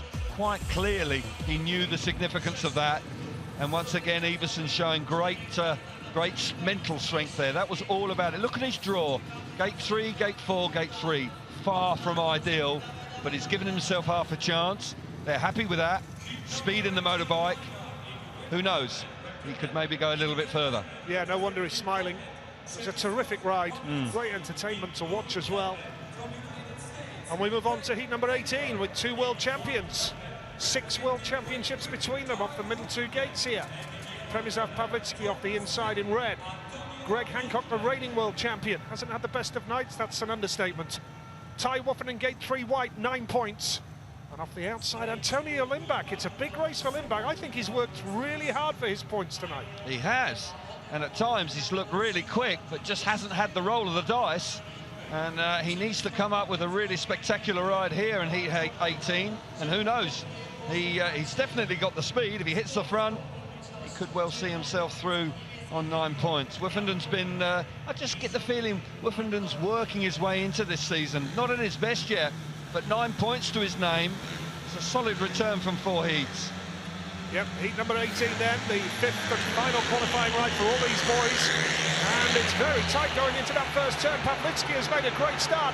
Now Woffenden has got us at the outside. Right, he went on one wheel there. Now Hancock's up the inside. Has Woffenden got the drive? Woffenden! Down the home straight into lap 2. Hancock is second. Third is the wild card, Przemek Pawlicki, and at the back is Antonio Lindback. But Woffenden is carrying some speed here now. He is indeed. He's loving that outside line. Great start. All 4 of them got there together, and Woffenden worked really hard. Look at that. That is really spectacular from the 2-time world champion, charging around the outside. Hancock trying to salvage a couple of points in second place. Disappointment from Antonio Lindback. He had a chance here. It's not going to work out, but Woffenden is going to go on to 12 points now. Yeah, Woffenden is going to take the checkered flag, gets a dozen points under his belt. That's his best meeting of the season anywhere in the Grand Prix, all league racing so far. That is Woffenden's best return from 5 rides. Born in Scunthorpe in Great Britain. His father, Rob, was a Speedway rider as well. Ty's followed in his footsteps, spent his childhood in Australia, came over to Europe. Dad and his mum gave him the chance to be a Speedway rider to see if he was any good. Thought they'd give it a go. He's all right, isn't he? He's done all right. Yep. It's a fine win for Ty Woffinden, 2 world titles to his belt, and tonight, the best performance of the season so far for him. Hancock second, Przemysław Pawlicki third, and Lindback's night is over as well there, with a last place. Shame for him. Very much so. Woffinden on 12 points then, with 3 race wins under his belt. That's why he's top of the pile. Great ride from Ty Woffinden there. Really was spectacular. Tough racing once again. Said his starting hasn't been quite as he would have liked, but Gate 3 hasn't been that good tonight. But look at that, he really does. They almost get there together. Look, 4 abreast as they got to the first corner. But as they break down the back straight, Woffinden on the back wheel clearly has got a gear ratio and a bike setup that enjoys running really high and wide. He's almost going twice the distance of a rider like Hancock, who kept plugging away around the inside. But the speed, look at that, he clearly loves that. The body language on the bike, leaning off the side of the handlebars and really charging high and wide out in front, back tyre in the grip, generating plenty of speed. Super ride from the 2-time former world champion. We haven't seen a lot of smiles from him this year. Good to see one there. 12 points from 5 rides. You'll be pleased with it. Very much so.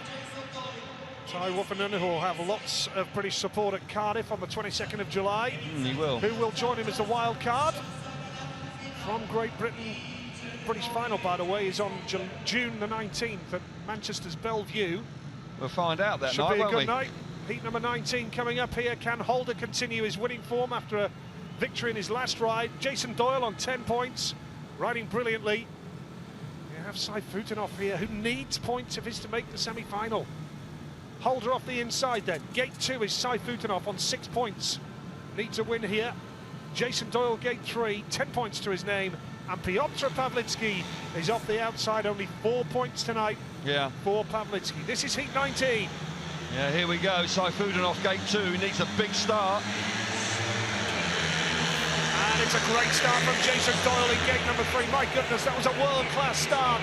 And Saifutinov's got to the back, would you believe, here. Charging hard in yellow, up the inside run comes Pawlicki. Holders under pressure in second spot. It's an Australian 1-2 now. Doyle has the... Oh, Saifutinov! Oh, my goodness. Oh, my goodness, that's a big crash. Well, his legs are moving. He's piled into the air fence. He's moved his legs.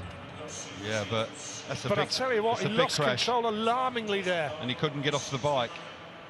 He was desperately trying to get off the bike, and he went in with it. That's a nasty one. Well, looked very much as though the airbag took the impact of the crash here. Well, it did, but unfortunately, Nigel, there he's out of control, but he can't get off the bike. Yeah. And he was desperately trying to get off the back of it. He overlocks now, back tire lets go on him, almost turns himself inside out, and he's still part of the motorbike when it goes in, hanging off the back of it.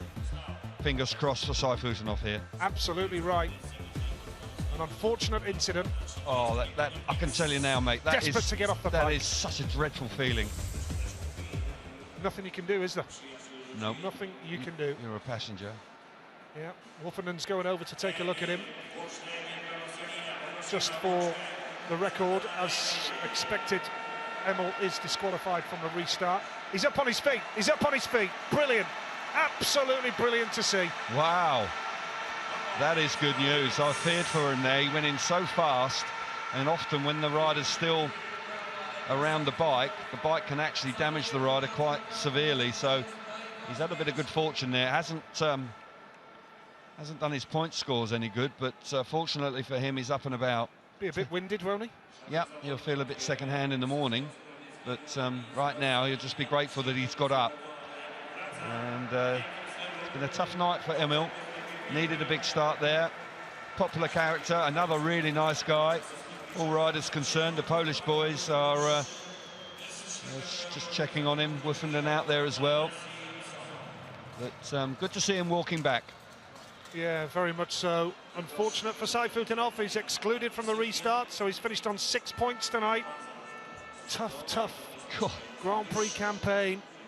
Did well in Slovenia a fortnight ago, but when you see the big names dropping points like this, with Emil scoring 6 tonight, it's no major surprise, because everybody is so capable of taking points off each other. Exactly. And you know, you just see the respect between the boys there. It is a tough game, and at times riders do get nasty injuries, and it's just good to see the airbag there. If we didn't have an air fence, then he wouldn't have got up. And once again, you see the value of having air fences. It really is invaluable. But when you see a rider overlock like that, and then the bike pitches up, he could easily have high-sided actually, and then the bike straightened up, and he was just desperately trying to get away from the bike. And problem is, the bike accelerates for a moment because it actually catches up with itself, and then it just takes off. So yeah, quite shocking. Yep, dangerous sport, Speedway. 500cc, no brakes. Really is tough sport. Delighted to say we can hear from Emil now. He's going to be speaking to Amy. Emil, that was absolutely a terrifying, horrible crash.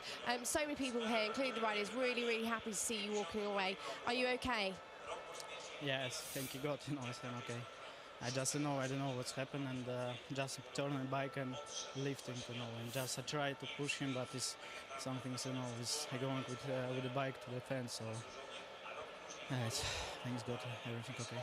We're so happy to see you okay, and get some rest, and we'll see you soon. Yeah, thank you very much. Yeah, you can see it's quite shocking when something like this happens, because it's, it's unexpected. It's come out of nowhere. The bike lets go underneath him there, and those few seconds when the bike straightens back up again, it lets go there, the back tyre. Could easily have high-sided there, but that moment, that feeling, that dreadful feeling where you really don't, your life is out of control, and you can see it it just takes you a few moments to get over it. There's the speed. That's where it speeds up. Yeah, the bike actually, because the back tyre catches up with itself, it actually momentarily, the bike accelerates, Nigel, and that's why these accidents happen so very quickly. Let's get a quick word with Niels Christian Iversen after that fantastic ride last time out. He's with Amy. Niels, I think everyone would agree you would definitely win the most determined ride of the evening award. How was it? It's always fun when you win, so no, I needed it. I knew it was a win or go home basically, so yeah, I had to pull something out, but it worked. It was good. Got a bit of a nervous wait now to see if you're safe in that semi-final spot. How's that feeling? Yeah, I know what it is. You know, it's I'll have to wait and see, but last time I needed 9 points to get in, and hopefully 8 is enough this time, so we'll have to see. Good job, thank you. Thanks. Hey, Nicole. Yeah, great ride. Nice guy, and it was a great ride. It was a ride of great character, and we've seen that Iversen do that on many occasions. Right, riders back up at tapes. Jason Doyle had made a fabulous start from gate 3. He is on fire tonight. Chris Holder also showing a lot more speed. It was an Australian 1-2 before the Saifutinov incident. Yep, Chris Holder off the inside, no rider off gate 2. Jason Doyle gate 3, and Piotr Pawlicki going off the outside gate. This is the penultimate race of the qualifiers. 20 qualifying heats before we move into our semi-finals and then the final. Lots of nerve-tingling action still to come. Passion and drama from these riders. Full of commitment. And Holder will be looking for the points here just to maybe even match his score from Slovenia, where he got 6. You can see he's really hit the ground hard there. Yep. Plenty of bruising on his left arm, you can see that. But I would think it's more just the shock of the incident. It happened so quickly. He's just taking a few deep breaths, and he's given himself a really good wallop. Here we go, rerun. Yep. Heat number 19. Good start from Doyle again, but Holder's got there this time. Now Doyle's going to have to try the outside, and cutting across is Piotr Pawlicki. What a move from the pole. Piotr Pawlicki then has the lead. Doyle is second. Holder's coming through now. Holder comes through into second, and Doyle battling away with his fellow countryman now. But didn't see this coming after the first staging of the race. Whoa. Piotr Pawlicki, and Doyle closes the door on Holder. Yeah, Holder's got pace now, though. He'll be frustrated because he could have done with this earlier on. Battling hard with Doyle, has been fast all night. Pawlicki out in front, great first corner from him, and he suddenly found some speed. Brilliant battle between the two Aussie boys in second and third. Pawlicki out in front, lap to go, should win the race. Can Doyle do anything about Holder? Well, it's a little bit of a surprise, this one, after the way the race was originally shaping up. It's going to be a win for Piotr Pawlicki to finish on 7 points tonight. Gives the home crowd something to cheer there. And it was a tough old battle between the Aussie boys, Holder and Doyle, and Holder has managed to match his score from Slovenia after a shocking start with 2 last places for Chris Holder. Maybe he can take some consolation from that now with 6 points to his name. Doyle gets 11 points from 5 rides, so Ty Woffenden will await the outcome of heat number 20, where it will need a win for Janowski to have any chance of taking top spot ahead of the semi-finals. But a good ride from Piotr Pawlicki, who waves farewell to this Warsaw crowd and celebrates a fine race win. He does, and he's a crowd favourite, and they were chuffed to bits with that. He'll be a little frustrated as well because they found some speed right at the end of the night, as did Chris Holder, and they'll be sort of kicking themselves why they'll be asking the questions why they didn't actually find it a little bit earlier. Yep, Piotr Pawlicki the winner, with Chris Holder second. Jason Doyle was third. Emil Saifutinov, of course, disqualified from that staging of the race. So this is how it shapes up. Woffenden and Smartschlik on 12, Doyle on 11, Lindgren on 10. And in terms of the battle for the semi-finals now, we go down to heat number 20. Vasilik, yep. Yeah, Vasilik is possibly the one that can now get into the top 8. He's on 6 points. Pawlicki on 7. It looks like Iversen could well be safe on 8 this evening, and he'll be pleased with that. And Martin Vasilik, a winner in Slovenia 2 weeks ago. 4 rides, 6 points. He's going good. He'll be seeing the replays again. Great tussle between the two Australians here. Doyle early on. We've got Piotr Pawlicki out in front. Great ride from him. And then Holder. Holder had a lot of speed there, you know. And he had 5 points from his last 2 rides. Piotr Pawlicki, 7 points. And not a disastrous night. Obviously, he would have wanted more, but 7 is okay in the context of the complete season. And he now can pack his equipment up. Coming out, that man now, this is an important race here for Martin Vasilek. Yep. He's battled really hard. If the calculations are correct, he's on 6 points, yes. Nigel. Yes. And he's got gate number 1. Can he pull it? He need a minimum of 2 points. Yes, Vasilek then currently in 10th spot ahead of this race. He has a race win under his belt, of course. And if he can get a win, then he is into the semi-finals. Yep, absolutely. Interesting here with second place he'll be in as well. 2 points will do. Yep. Janowski on the outside is an interesting one. He's had a very much improved night. Dudek, a crash last time out. He's coming out of gate 2. Can he pick up now? Here we go, heat 20, a huge race for Martin Vasilek. He's just lifting at the start. Now Vasilek holds the line, and coming hard around the outside is Maciejowski. What a move that is from Maciejowski. Martin Vasilek now holds second spot. Third in white is Mati Zagar, and at the back is Patrick Dudek, who's on 8 points tonight. But that was a stunning swoop from Maciejowski. Yeah, Janowski's riding back on at his best here. Really had a poor end of the season last year, really seemed to lose confidence, but tonight he's riding brilliantly, and a great move in the first corner. Martin Vasilek working overtime in second place, but this will be enough. This will see him through. Dudek, who crashed last time, is now just about getting the better of Mati Zagar, and Dudek will move on to 9 points and through to the semi-finals. Yep. Awfully tight, but Janowski looks good in front. Janowski's going to take the checkered flag from Vasilek in second, and Dudek made light work of passing Mati Zagar there. Good ride from Maciejowski. 12 points to his name, level with Ty Woffenden and Bartosz Smarslik at the top of the leaderboard tonight. What a performance from Maciejowski. And by my reckoning, the top 8 are clear-cut now, with Vasilek and Iversen through to the semi-finals on 8 points apiece. They get the last 2 places. Janowski, Vasilek, Dudek and Zagar. The finishing order from heat number 20.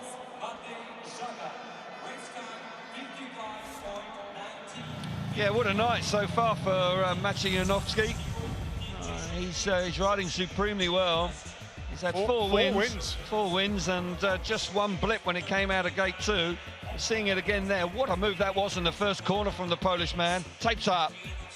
And away they go. We're looking at Dudek coming out of gate 2, snaking all over the place. It's Martin Vasilek who works really hard to get the better of the pole. Zagar's there. Zagar just doesn't seem to have that drive, that real intent about his racing this evening, and he fades throughout the race, with Dudek actually finally getting the better of the Slovenian and picks up a point. Janowski's comfortable out in front, and Martin Vasilek, probably not quite the same form we saw from him in 2 weeks ago, but scrapping for every possible point, and he's through to the semi-finals. Maciejowski, a great display, a very classy display from the Polish man so far, and Martin Vasilek building on that performance from 2 weeks ago. Yes, very much so. Vasilek on 8 points, Lindgren on 10, so 2 points between them in the championship standings as well as a consequence of that. And the semi-finals coming up soon, but in the World Championship overall, the way it's shaping up now, Freddie Lindgren 26 points. 26 points. Martin Vasilek now is on 24. Patrick Dudek is on 21. Jason Doyle, who's scored 12 in Slovenia, Doyle now is on 23 points. And Emil Sayfutinov, Greg Hancock and Mati Zagar won't make the semi-finals. Ty Woffenden, by the way, now on 20 points with his 12 that he's scored tonight. So it's been a big gain for Ty Woffenden this evening. It has, and he's ridden really well. And I just get the feeling that he's improved as the evening has gone on. He really has. He seems to have been finding some confidence. See the gate stats here, they'll be interesting. Yeah, just gate 2 not too good. The other 3 absolutely identical. Interesting when you reflect on Slovenia, not one race victory from gate 4 there. They're pretty consistent here. You can win races from everywhere. That's an indication of what we can expect for the gate picks. Inside gates doing well, as is the outside 2 are as well. So I think you're probably just going to reflect on how you felt when you won a race from a particular place. Riders now just being gathered together for the semi-finals. So here we see the standings, Nige. Yeah, clear cut for the top 8. Janowski's top because of 4 race wins, 1 more than Woofenden. Yeah. Woofenden on 12 and Smarslik on 12. Bartosz Smarslik with 2 race wins, Woofenden with 3. So that's why it's the 1, 2, 3. Doyle on 11, Lindgren 10, and then you have Dudek on 9. And Iversen, what a ride in heat 17 to save his night. Yep. And go into the semis on 8, and Vasilik on 8 points as well. Look at the casualties tonight. Saifutinov, Hancock miss out on a semi-final spot. Chris Holder missing out by 2 points tonight as well. Nicky Pedersen. Nicky Pedersen again. It's been a poor start to the year for Nicky. Dreadful night for Zagar. 1 point from 5 rides, semi-finalist 2 weeks ago. So yeah, massive casualties, but this is what this season's going to be like.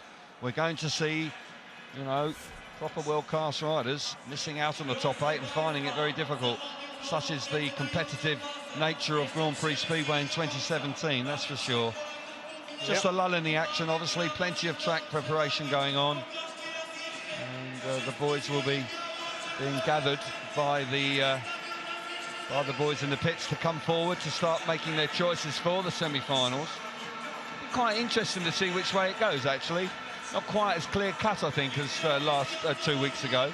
So if you get first pick, do you maybe just take the inside gate? And I would take the chance of the inside gate, personally. Yep. There's a fresh track, so not maybe quite as much grip on the outside. And I'd take the chance of going right around the inside and then trying to move out going down the back straight. I'd probably be proved completely and utterly wrong now, but that's what I would do, because it is, you know, with 3 gates being so equal, unless I had a particularly good ride from gate 4 or gate 3, I think that's probably what I would do. So we await the riders for the semi-final picks. And let's build up to the semi-finals, find out who's going where. Here's Amy now. And we're just about to get underway with our first draw of the evening. Maciej Janowski goes up and goes for gate 1. Jason Doyle is up next. Let's see which gate he goes for. Perhaps, oh, I thought he was going for gate 2, but no, gate 3. Next up, local hero, Patrick Dudek. Which way is he going to go this evening? I think we probably know. It's definitely, is it?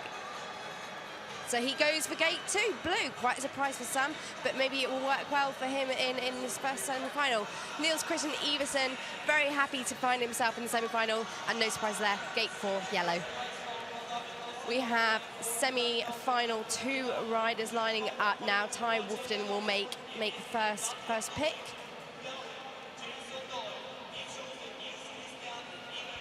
And Ty, no surprises there, gate 1, red. Bartosz Smarslik is up next. He looks though he's taking a bit more time to make his choice. Which way will he go? A lot of fans, gate 3 white, there we go. Fast Freddy, who's lived up to his name all evening long, is going for gate 2 blue, so interesting. And Martin Vasilik, our final semi-final rider, gate 4 yellow. Well, 2 terrific lineups, Nigel. Second semi-final, Woofenden going off the inside. I think that's probably, I suggested that's what I would have done, and both the first picks have done that. They've gone for the inside gate. They're going to try and trust the speed coming off the first corner.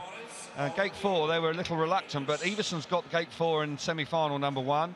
I don't think he'll be that unhappy about that. It might just give him a second opportunity with either a cutback or a big swoop round the outside.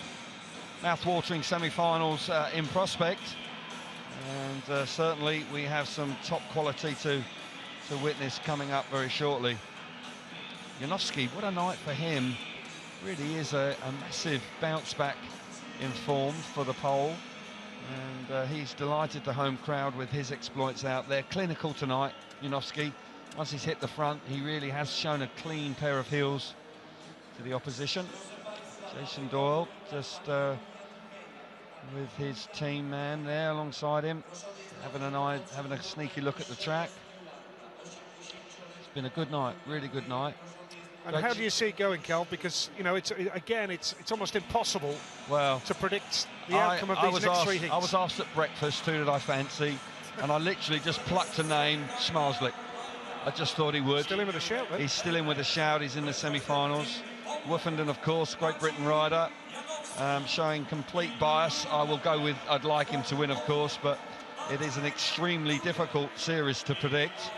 And when you look at the casualties that haven't made the semi-finals, that just highlights that the 3 world champions missing out. So here we go, Iversen, who once again showed his mettle by making the semi-finals with that do-or-die effort and coming through in flying colours.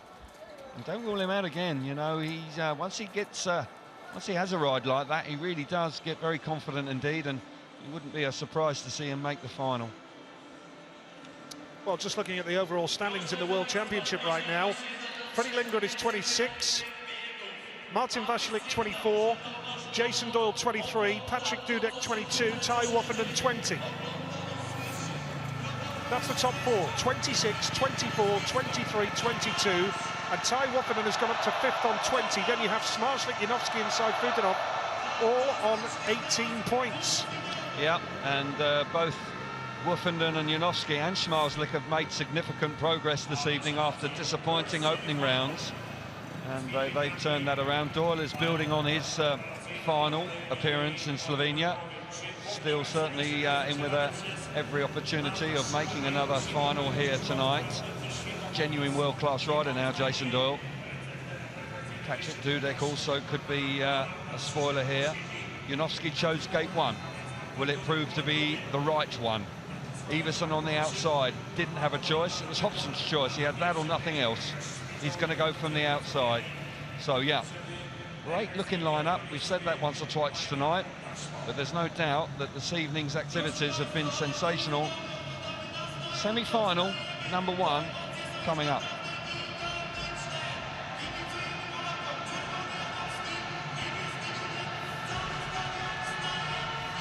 Here we go with the first semi-final here of the 2017 Lotto Warsaw FIM Speedway Grand Prix of Poland. Maciej Janowski inside, 12 points. Patrick Dudek 9. Jason Doyle 11. Niels Christian Iversen on 8. Freddie Lindgren leads the World Championship on 26. Martin Vasilik 24. Jason Doyle 23. Patrick Dudek 22. Then you've got Janowski, Schmarslik, Saifutinov on 18, Woofenden in between on 20. He's in the semi-finals as well. So early on, it's only round 2 of 12. Very, very tight. And let's hope that's the way it continues throughout the entire series. Wow, it's going to be very difficult to dominate this series, that's for sure. If somebody does, all credit to them. Woofenden has ridden brilliantly tonight, keenly looking on. Yeah, just taking it easy before he has to strut his stuff in semi-final number 2. Here we go. Yep, first semi-final then here in the PGE National Stadium. And the red lights have come on. No doubt, Doyle moved there. Wonder if he'll get a warning for that. May well get a warning. Yep, may well get a warning. He had one in Slovenia. He did. And that'll remain to be seen. Yeah, he just jumped a little bit there early.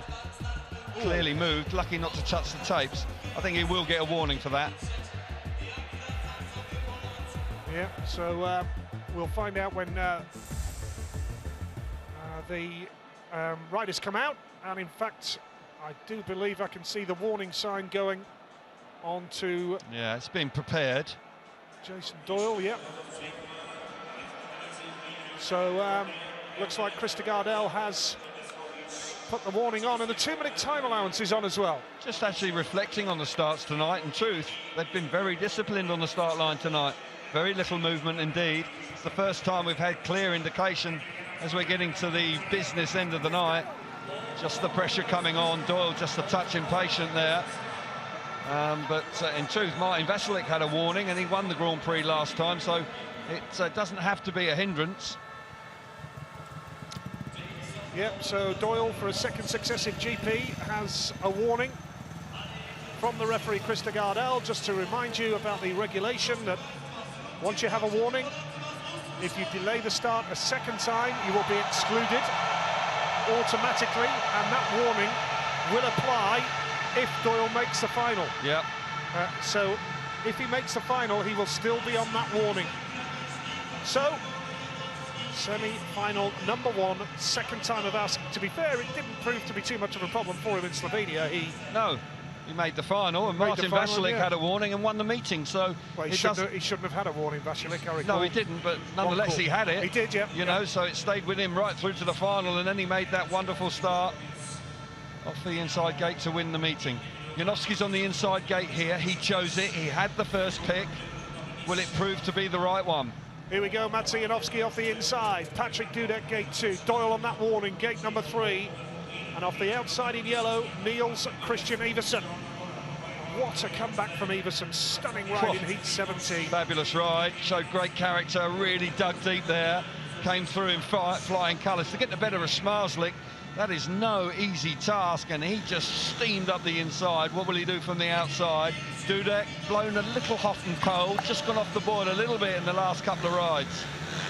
Here we go then, second time around, semi-final 1.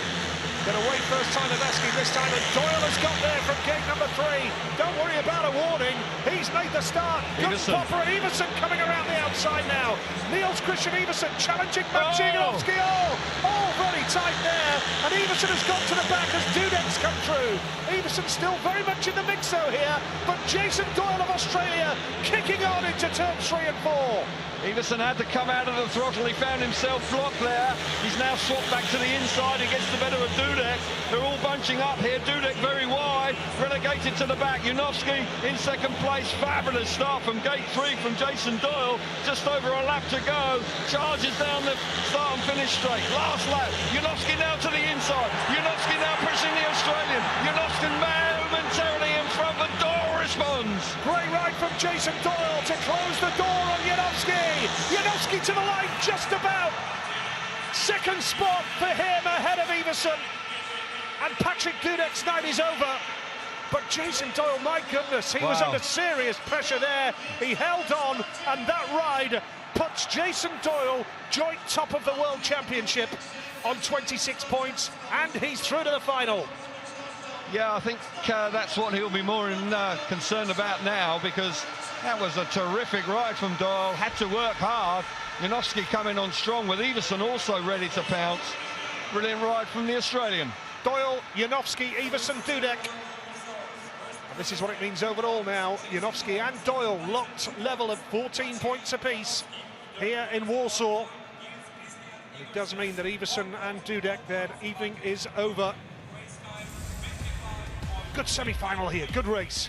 Very good race. Janowski and Doyle getting there neck and neck. Doyle just about gets there in front. Iversen's on the outside here. It'll be interesting to see if we can see what happens to him down here. He just nearly runs in the back of Jason Doyle. Jono, part of the crew, of course, of Jason Doyle. All British crew that Jason has, albeit they are based in Poland. But nonetheless, they are all speaking the same language in that camp. Janowski comes on strong here. Look at this move here. Very nearly got up the inside of Doyle. Doyle then has to respond and just has enough momentum to hang on to the lead. And Iversen will be disappointed because he did have a chance there and he got balked early in the race. But Magic Janowski there in second place. He's got a lot of speed tonight. Don't rule him out for the final.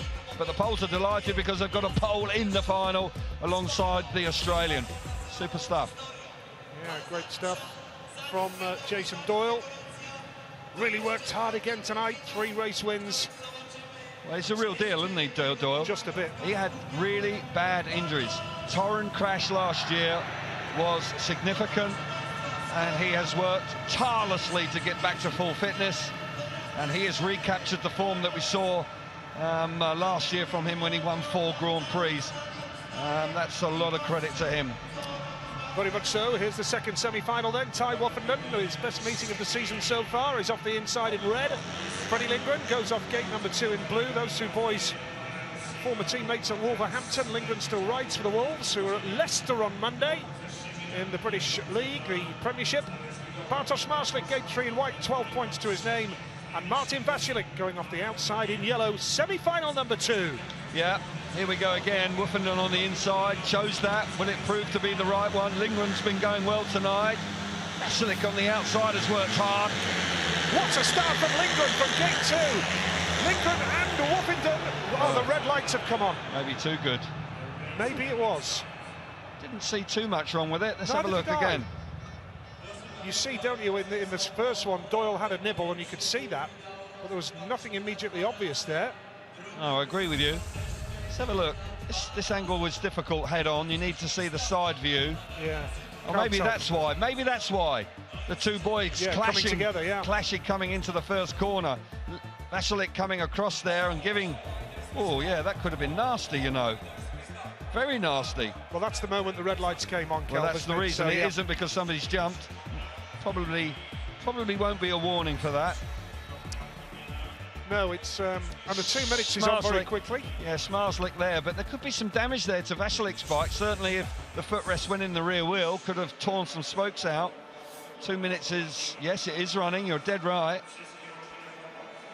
Drama here in the semi-final. Just check the clutch, check the rear chain, check the rear tyre pressure. Simon Stead there. You can see how much it means there. Just look on the face of Simon. He was absolutely stony-faced. This is real tough times now. This is the business time. Can they make another consecutive final? Martin Vasilik, if he makes the final here, that will be a great effort. 2 finals in 2 Grand Prix on his return to World Championship Speedway. That'll be an excellent first 2 Grand Prix for him. Smarslik is there. They've already got 1 pole through. Will we see another one through? Well, Lindgren made a terrific start, has to be said. It was a wonderful start that he made. But Woofenden gained ground and was level with him. Yep. And there was a good race shaping up there, but fair play Krista Gardell, the referee. He called it back when the 2 boys collided. Rightly so. Yeah, so good decision. Fair play Krista Gardell. Here we go, semi-final 2. Vasilik, winner in Slovenia. Riding beautifully here tonight as well. 6 points from 3 rides, and then an exclusion, of course. Then a second place got him through to the semi-finals. But a bit of drama tonight, 1 or 2 crashes, some great racing as well. Yeah. And here we see Ty Woffenden off the inside, Freddie Lindgren off 2. Gate 3 is Bartosz Smarslik, and Martin Vasilik going off the outside in that yellow helmet colour. Second time of asking. It's very, very tense, isn't it? It is indeed. You can really sense it now in the stadium as well. Can Lindgren drop the clutch like he did last time? He would have been gutted to have seen the red lights first time.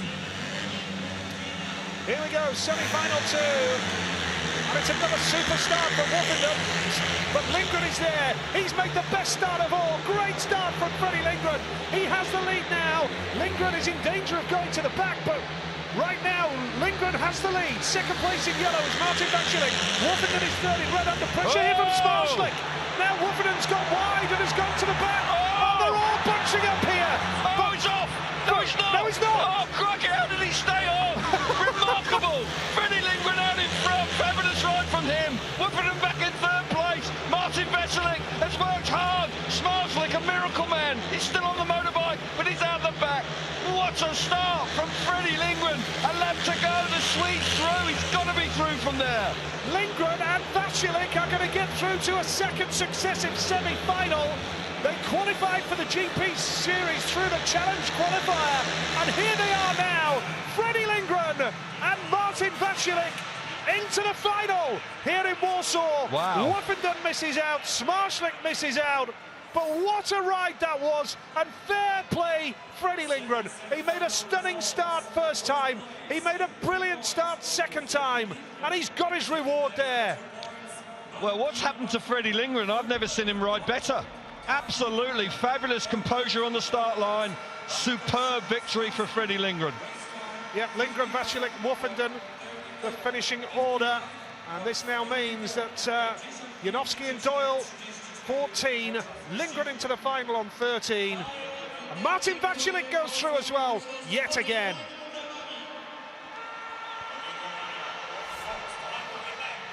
Well, fabulous ride from Freddie Lindgren. He really has been in the thick of the action throughout the evening. Woofenden got it wrong going to the first corner there, just got himself unbalanced, and then he found it very hard, and as a consequence, Martin Vaculik then was able to get a nice, clear run round the outside.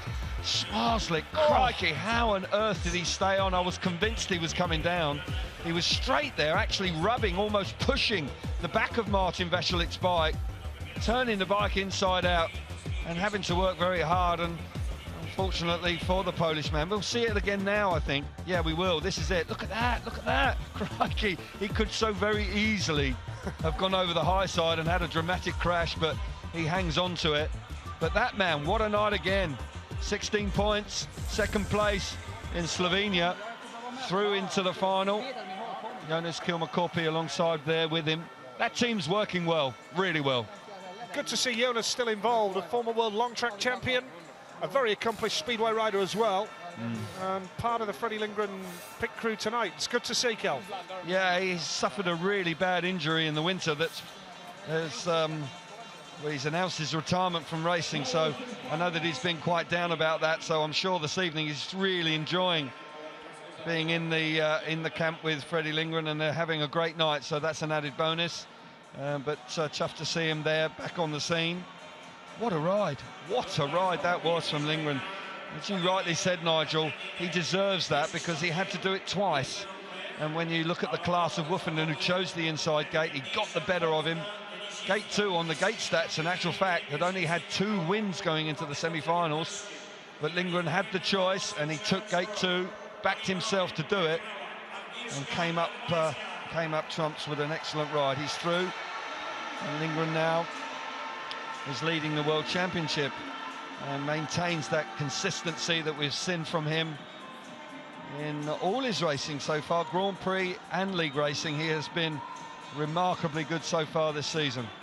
Only 9 Grand Prix wins between the 4 finalists here tonight, and Janowski has got 2 GP wins to his name, but one of those wasn't in a final. It was after a rain-off after 20 heats in Daugavpils, I believe that meeting was. That's right.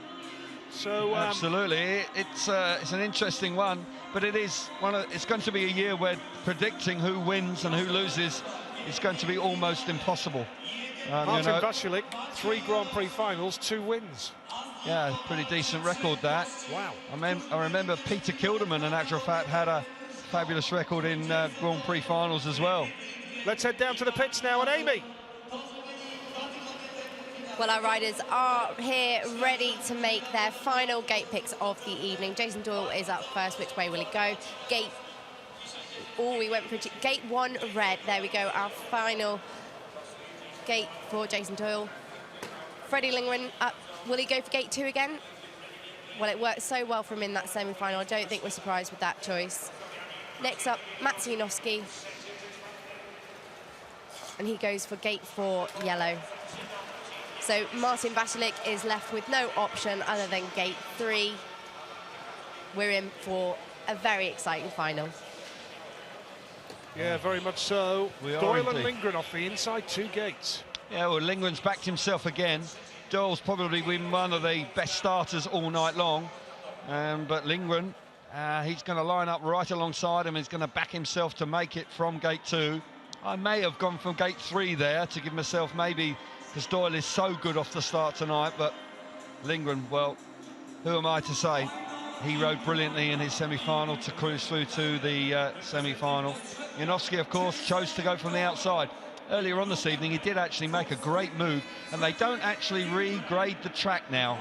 So in truth, the outside gate may actually prove to be quite a good one, with the opportunity to swoop round the outside with a reasonable amount of grip on the outside. Very interesting, can't wait to see it. Great night of Speedway, brilliant night of Speedway. We've got a pole in the final, so these massive support for the Poles here this evening. They've got somebody to cheer home. A dramatic finale ahead.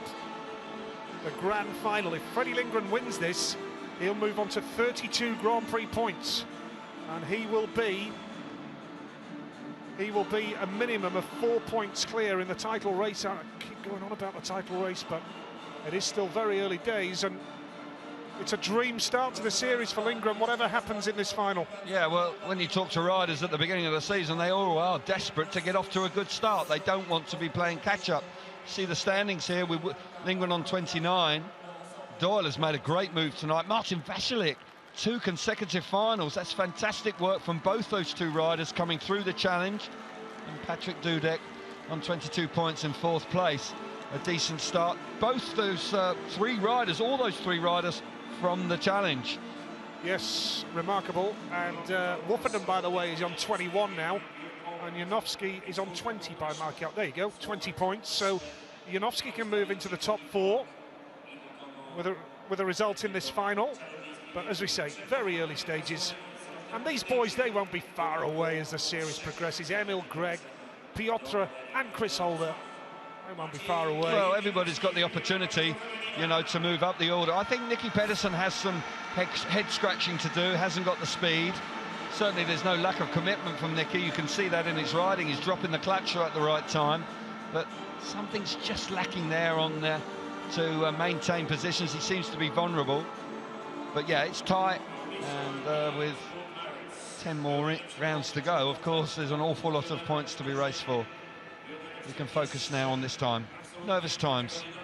You've had a great night, and I'll tell you what's disappointing now. Even though you've had a good night, if you finish 4th in the final, there is no doubt that that is a disappointing end of the night, no matter how many points are scored. There are 3 of these 4 riders that will be desperate to be on the rostrum. Very much so. Here we go with the grand final then here in Warsaw. What has been a memorable night of racing. Seen some terrific stuff tonight. And we move on to Latvia in a fortnight's time, and Daugavpils. What a racetrack that is. Good track. Yeah. Can't wait for that one. So here we see the grand final. The Warriors of Shale prepare for the grand final in round 2 of the World Championship.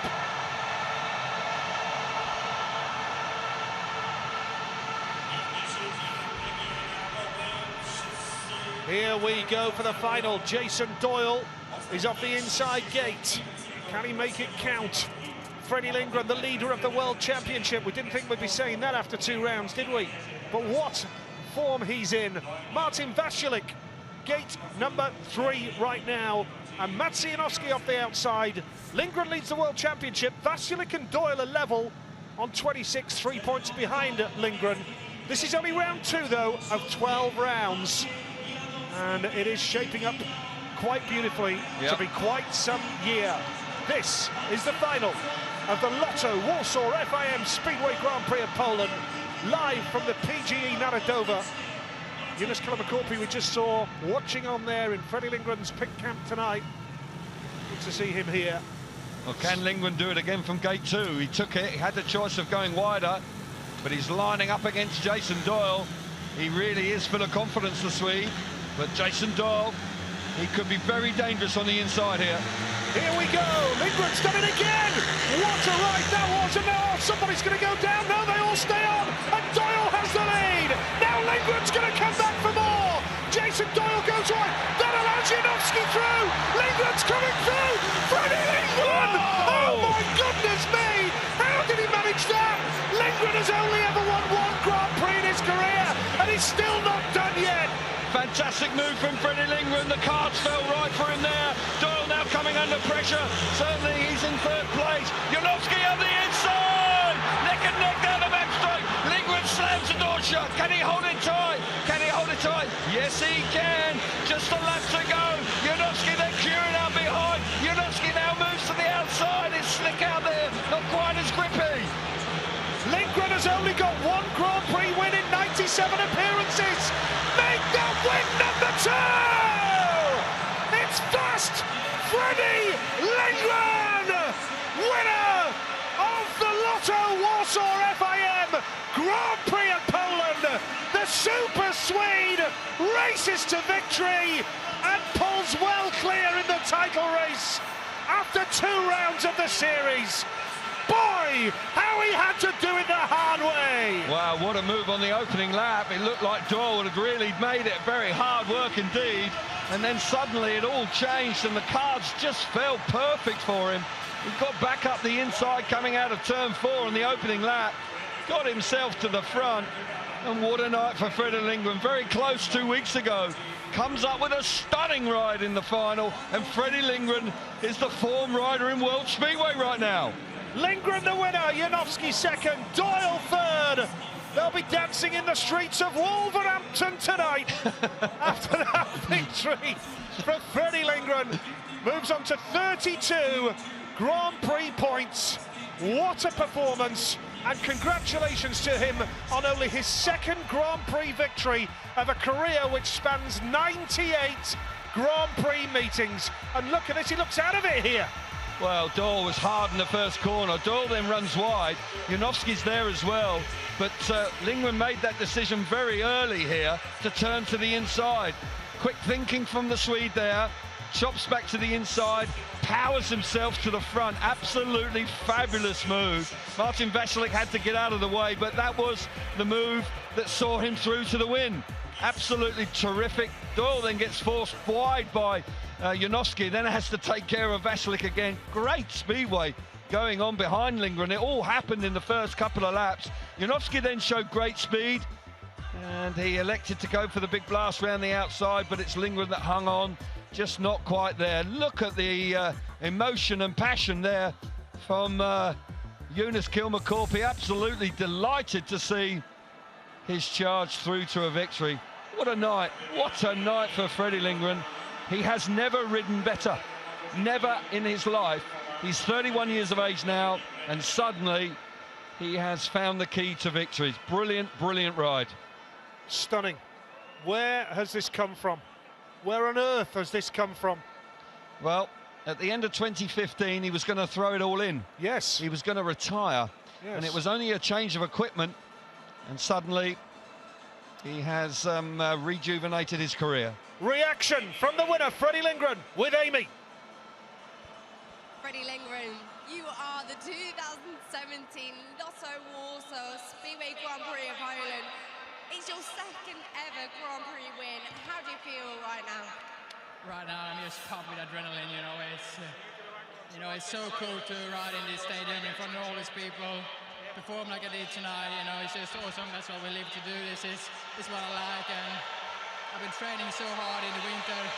I have so many good people behind me, all my sponsors, all my pit crew, and everyone is helping me out. So I'm so pleased to give back to them. And Freddie, of course, this means you maintain the championship lead. That's not bad, is it? It's not bad at all. No, it feels really good. So far this year it's been going really good. Everywhere I've been riding, I've been scoring points. England, Poland, Sweden, and in the GPs as well. So I'm just trying to keep the ball rolling. Thanks so much, Freddie. Well done. Thank you. Emotional interview with Freddie Lindgren. I tell you what, I think that's the most emotion I've ever seen from him. He's normally really, really calm and collected. Championship standings here. Lindgren obviously had 16 points, moves on to 32 now with Doyle on 27. Vasilek, great work from him on 26.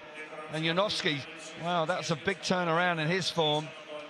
Dudek, 22. Woofenden, a big move from him on 21. First time a Gerhard engine has won a Grand Prix. Absolutely fabulous night for Marcel Gerhard and the GTR engine.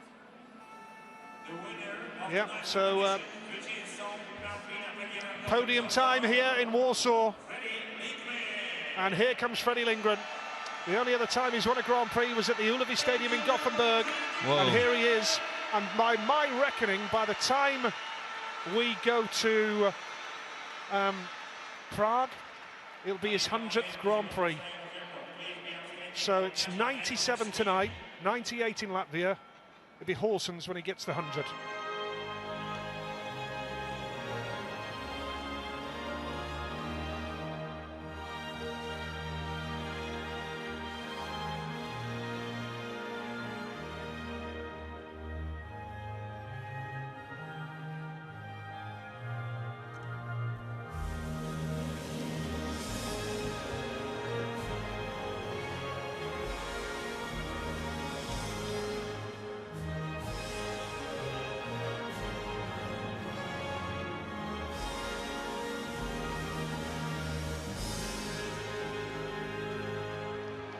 Well, what an evening for Freddie Lindgren, and you're absolutely dead right.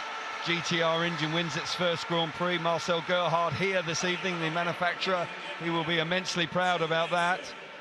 But certainly Freddie Lindgren is riding out of his skin right now. Absolutely fantastic. Jason Doyle, of course. Another great display from him. Coming back quite clearly means business, and won't be far away come October, I'm sure, down in Australia. Good ride from him. Third place on the night, 2 finals this year so far, so good work from him. Janowski. Listen to that. He rode hard tonight, Janowski, didn't he? Much more like it, Nigel. Lost his way at the end of last year, didn't he? Lost his confidence, but tell you what, looked like the rider that we've come accustomed to seeing. Brilliant riding from him. In actual fact, put a lot of pressure on Freddie Lindgren on that last lap. A touch more grip on the outside. He may well have stolen it away on the charge to the line. But Freddie Lindgren, what a night for him. He's been involved in some of the races of the night as well. He hasn't just done it from the front. Earlier on in the night, he had one hell of a race where he had to come through the traffic. Had a brilliant race early with Doyle, and in truth, in one of the heats, heat 12, I think. But no, Freddie Lindgren is a fully deserved winner. He can be immensely proud of his performance tonight. Truly outstanding performance, one that I think he will be reflecting on for some time. Yeah, tremendous performance from Freddie Lindgren of Sweden. And Kelvin, a terrific night at Speedway as well. Some fascinating racing out there. Yeah, it was a tough night in Slovenia 2 weeks ago. Conditions weren't ideal, but tonight we've seen a wonderful advert for World Championship Speedway.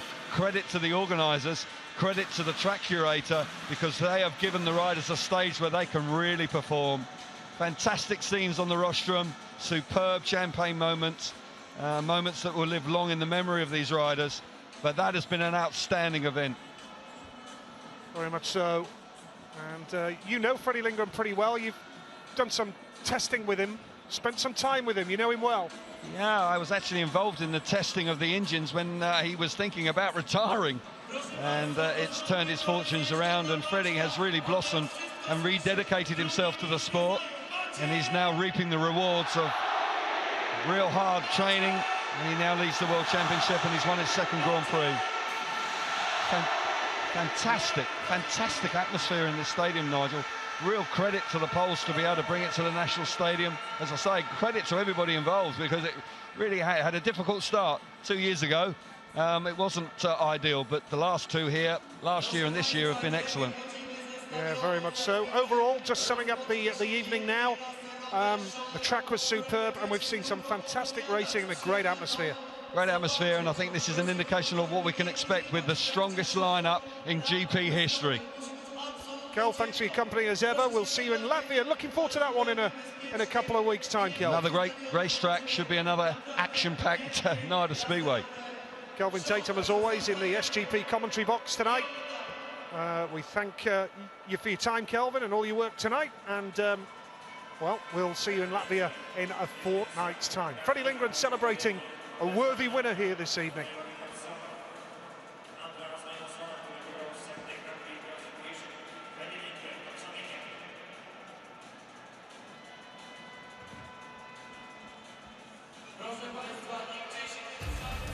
World Championship Speedway round number 2 arrived at the PGE Narodowa in Warsaw, Poland.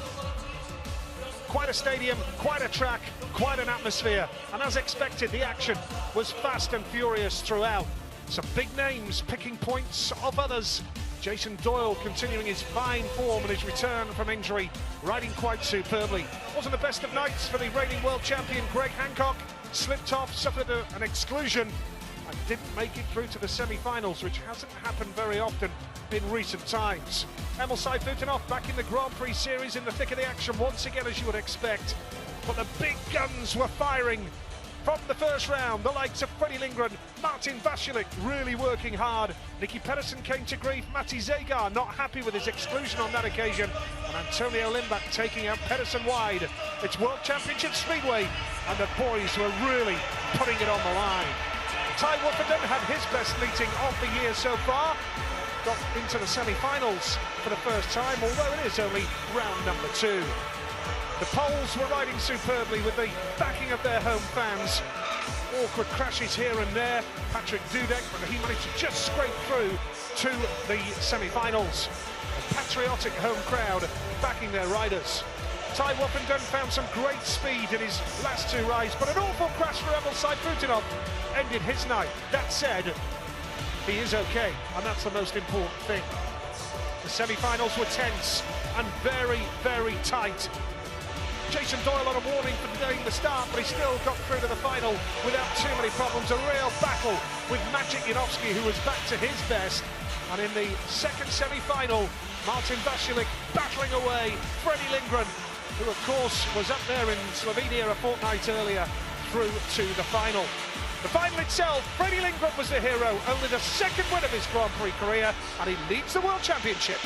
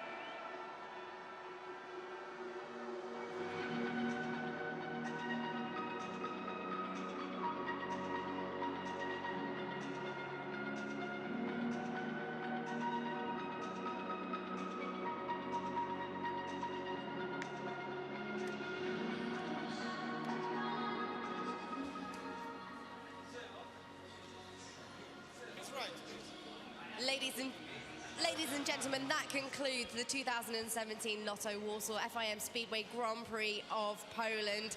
Freddie Lindgren, Maciej Janowski, Jason Doyle, congratulations to you guys. What incredible performances from all 3 of you tonight. Freddie, I'm going to start with you. You just mentioned to me up on the podium there that it wasn't bad. Well, I think that's putting it mildly. 2 consecutive podiums, a second career win, and of course, more importantly, leading the World Championship. How do you feel? How do you think I feel? No, I feel absolutely awesome. I mean, you know, I only won GP before in my home country in Gothenburg, but you know, this is so important for me. Also, I made history tonight. You know, getting the first GP win for the Gerhard engine, the GTR, and you know, we worked really hard. I worked really hard myself with my physics and my team, with my bikes, and you know, it's a team effort, and everyone has done such a good job, and I'm just pleased for everyone and so happy. Many congratulations to you, Freddie. We'll come back to you in just a second. We're coming to second place here in Warsaw. Maciej Janowski. Maciej, we know it was really important for you to bounce back from that opening round in Slovenia, but what a place to do it. How was it for you tonight? Yeah, you know, when you finish on second position, then you think, I was so close, but Freddie was really good tonight, and I try my best, and I just want to say dziękuję bardzo wszystkim kibicom, którzy dzisiaj tak świetnie dopingowali i nieśli nas 5 do boju, więc jesteście kochani, dziękuję wam bardzo. Yeah, now I can say in English. I'm going to pretend I understand every word of that. Thanks, Matsi. We'll come now to Jason Doyle. Jason, last time out in Slovenia, I think it was the first time you made the final but didn't quite make it onto the podium. So bouncing back here tonight in style. Talk to me about that final race. So exciting for all of us to watch. Yeah, it's nice to finally be on the podium after going all the way in Slovenia and not making on the rostrum. But yeah, it's what a race. You get to the final and there's no holds barred. Hats off to Freddie and Magic for what a great ride. They were throwing everything at each other, and I just had to sit back and watch the show. And yeah, I'd just like to thank my team and all my sponsors for sticking by me when I had such a bad injury last year, and just shows that hard work does pay off. And happy birthday, happy Mother's Day to my mum, Gail, back in Australia. Thank you. Jason, we definitely enjoyed the show. Freddie, one more question with you. Obviously, we know that this was really important for you, obviously, and also important for GTR, but we know this Grand Prix in particular here in Warsaw is fast becoming one of the jewels in the SGP crown. It's really one that you riders want to win. How is it so special? No, I think it's awesome. For me personally, I love these kind of stadiums, you know, like Cardiff. This one here in Warsaw, it's full of people, you know, there's a little bit of extra adrenaline pumping, and, you know, to this day, you know, they normally prepare the trucks really good, and there's different racing lines, and, you know, I'm stoked to be here, and I love every second of it. If you could please also just give me a summary now how it feels to win this Grand Prix in Swedish, that'd be fantastic. Say that again, please, I can't hear. I just need a summary, please, in Swedish, in your home language. I can't hear. Give me a summary of your evening in Swedish, in your home language, native.